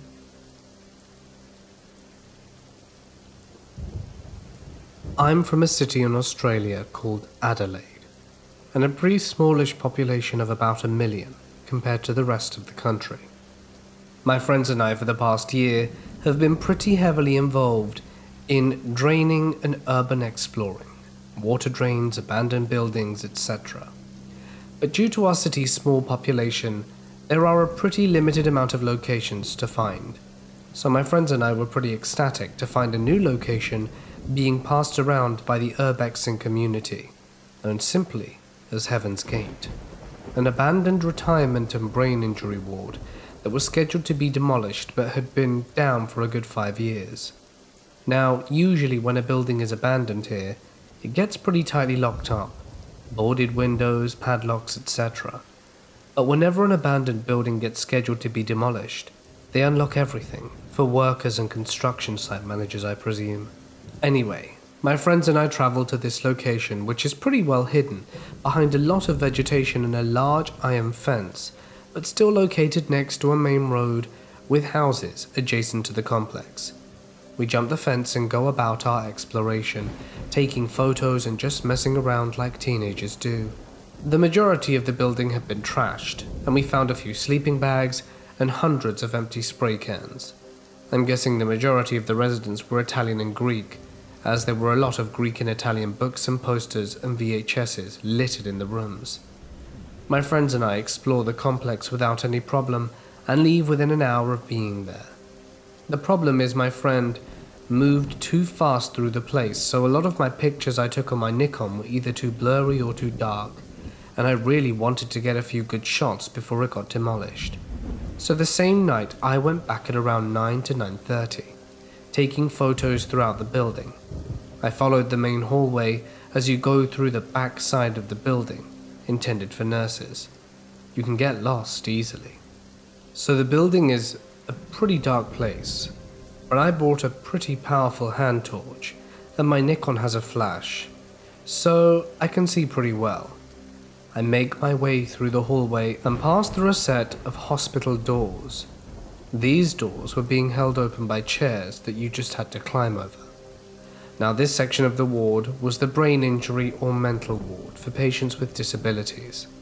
The doors were electronic, but since the power was off, I think someone managed to open them with a crowbar and then leave them open like that. This was to make sure that patients wouldn't accidentally walk out.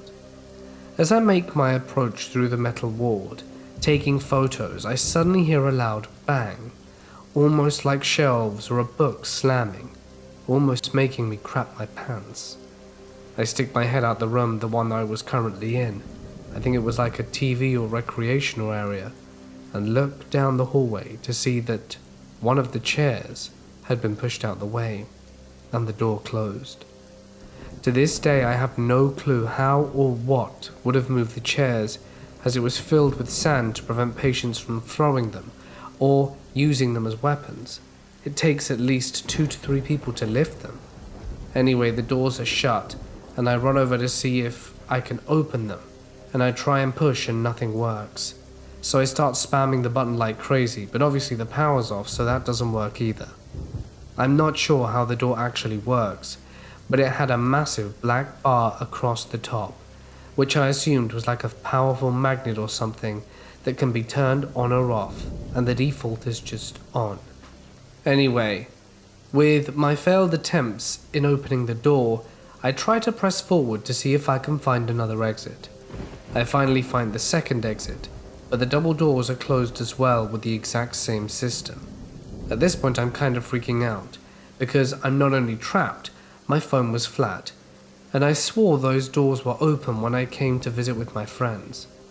It was about 10:30, and my parents go to sleep pretty early because they both have work, and I'm usually always out with friends this late, so me missing wouldn't be out of the ordinary. I was kind of pooing myself at this point because no one knew I was there and I couldn't get out.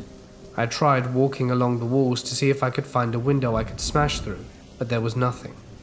I started getting really frustrated, so I start throwing these pieces of tiles on the ground at the door harder and harder, not really trying to open it, just dealing with the stress of the situation, I suppose. Then I hear the noise of crunching tiles and I freeze. I hold my breath and just listen. It was definitely footsteps. I convinced myself to call out, so I did. "Yo, help, I'm trapped." As soon as the footsteps stop, I hear the laughter of an old woman, or a heavy smoker, from the other side of the doors. The laughter turned into running away, and the crunching of tiles disappeared as they became more distant. This at first made me think it was a tagger, or kids, but the laugh of an old woman didn't make any sense. No one sounding that old could run that fast. Eventually my torch went out, and I was in absolute pitch darkness. Out of memory, I managed to find a bathroom with a door which is just closed and locked. I stayed in the bathtub and pray something would come. Spoilers, they didn't. Now I don't know if you get this, but if you're staring at the dark too long, you start to see shapes and even figures. Now imagine being alone in an abandoned mental ward, trapped and without light. You can kind of see how this would freak you out. I ended up staying the night until sunrise, which was about 6 a.m. Obviously I did not just sleep, but I walked out into the hallways to have another crack at opening the doors. Just FYI, I didn't know it was sunrise or the time, as everything was flat. I walked around and to my luck, I found an old window that I'd missed before. It had been spray painted black and only small dots of light shined through. So I picked up an object and threw it at the window and ran as far away as possible. I've been back there a few times, but I never told my friends about me going alone, as I feel like they'd have gotten pissed that I went back without them, and also I got stuck.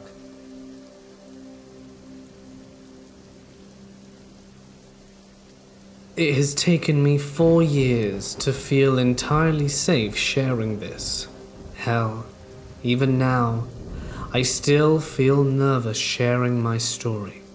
But I need to get it out there, not only for my sanity, but hopefully as a cautionary tale for others who may turn to the internet for love. Back in 2015, I had just turned 16, and quite frankly was not a stable person. I was dealing with a handful of mental illnesses. Some I have overcome, thank goodness, but others I have yet to defeat. And one of these was depression. I was so lonely. I felt like I had nobody in the world. I then found this app, almost like Omegle. I can't remember the name of it to save my life, and I made an account. From this you could chat from anywhere in the world and with random people. Some of them I spoke to were normal and actually real, but there was one person who changed everything for me. It was a few days before Valentine's Day, and me being the lonely and stupid person I was, I went on the app and started browsing through to find new friends. That's when I met him, Michael. He was from the UK and about 2 years older than me. We struck up a conversation right away, and we exchanged Skype usernames. He was very affectionate and knew just what to say to get your heart warmed. Now I may have been an idiot, but I kept getting the feeling that something wasn't right. Although he seemed genuine, something didn't sit right with me. He said he loved me within hours of talking to me, which now, as a 20-year-old, is completely bizarre and a huge red flag. But I was a stupid kid desperate for love, so I fell for it, but didn't ignore the feeling that something was wrong. The next day, we spent most of the day talking about random stuff. His family, school, our favorite things. That's when I got curious. I searched his name in Google only to find an article that made me sink. He was real, but he was a monster. Apparently, he had gotten a 13-year-old girl pregnant after months of sexual abuse and somehow escaped jail. I was horrified. I confronted him and he flipped out. He told me to kill myself and logged off. I was so scared by the whole thing that I slammed my laptop shut and cried for the rest of the night. I didn't know what to do.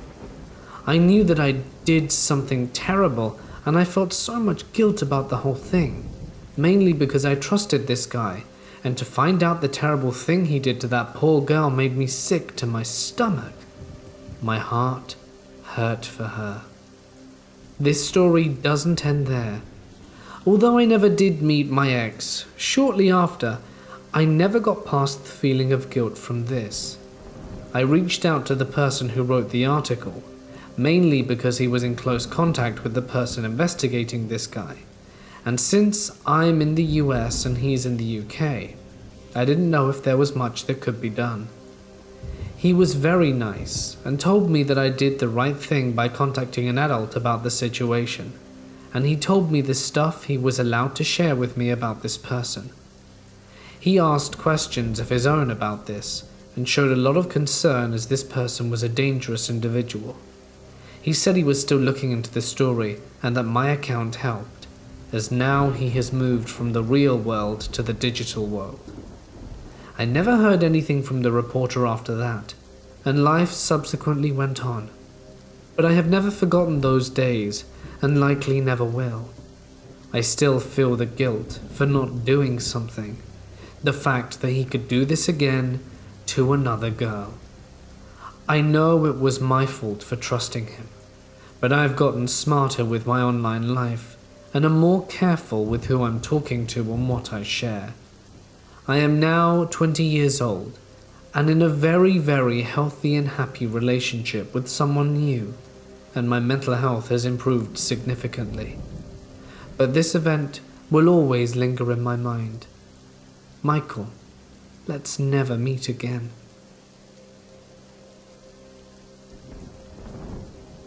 I had not been awake for long when a loud knock sounded from our front door.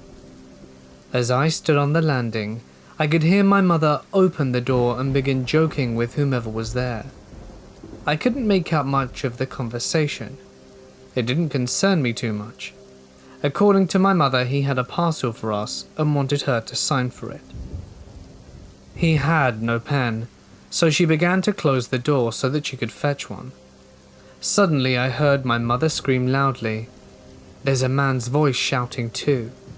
Suddenly I heard my mother scream loudly, and there was a man's voice shouting too, "Police! This is a raid." I was shocked. I ran halfway down the stairs to see what was going on. I saw a man in his 50s with short hair and a beard, wearing a fluorescent orange vest.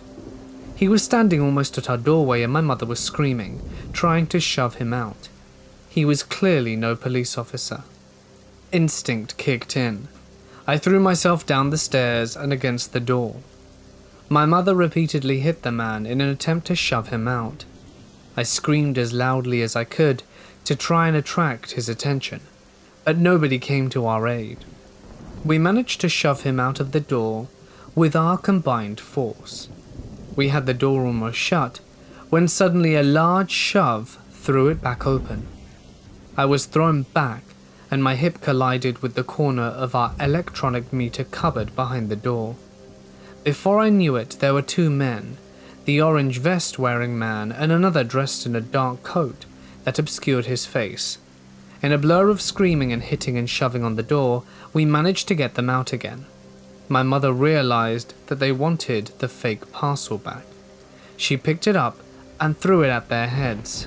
This time, instead of trying our door, they hurried off around the corner off the street. Once the door was locked, I asked my mother if she was all right. Both of us were shaking and could barely breathe. We should have called the police right away. But the first thing we did instead was to call my dad. I was in complete shock, concerned mostly about my mother, who was crying on the phone.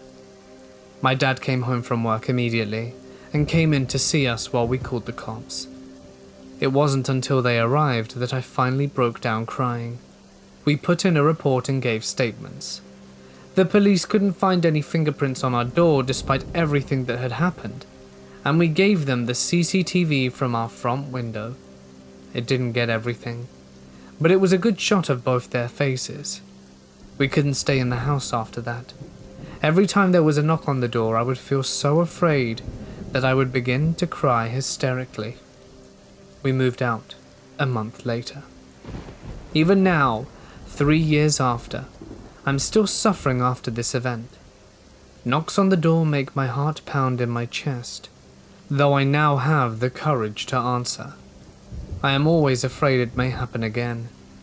Every time I see someone wearing a fluorescent vest, I get scared and I begin to shake. The police did nothing, despite the fact that my mother broke 3 fingers in the scuffle, and I came away with plenty of bruises. Our case was shelved for 6 months. We still have no idea why they chose us. We don't know what they had planned or who they were, and I still feel ill every time I think what could have happened if they had succeeded in getting into our house.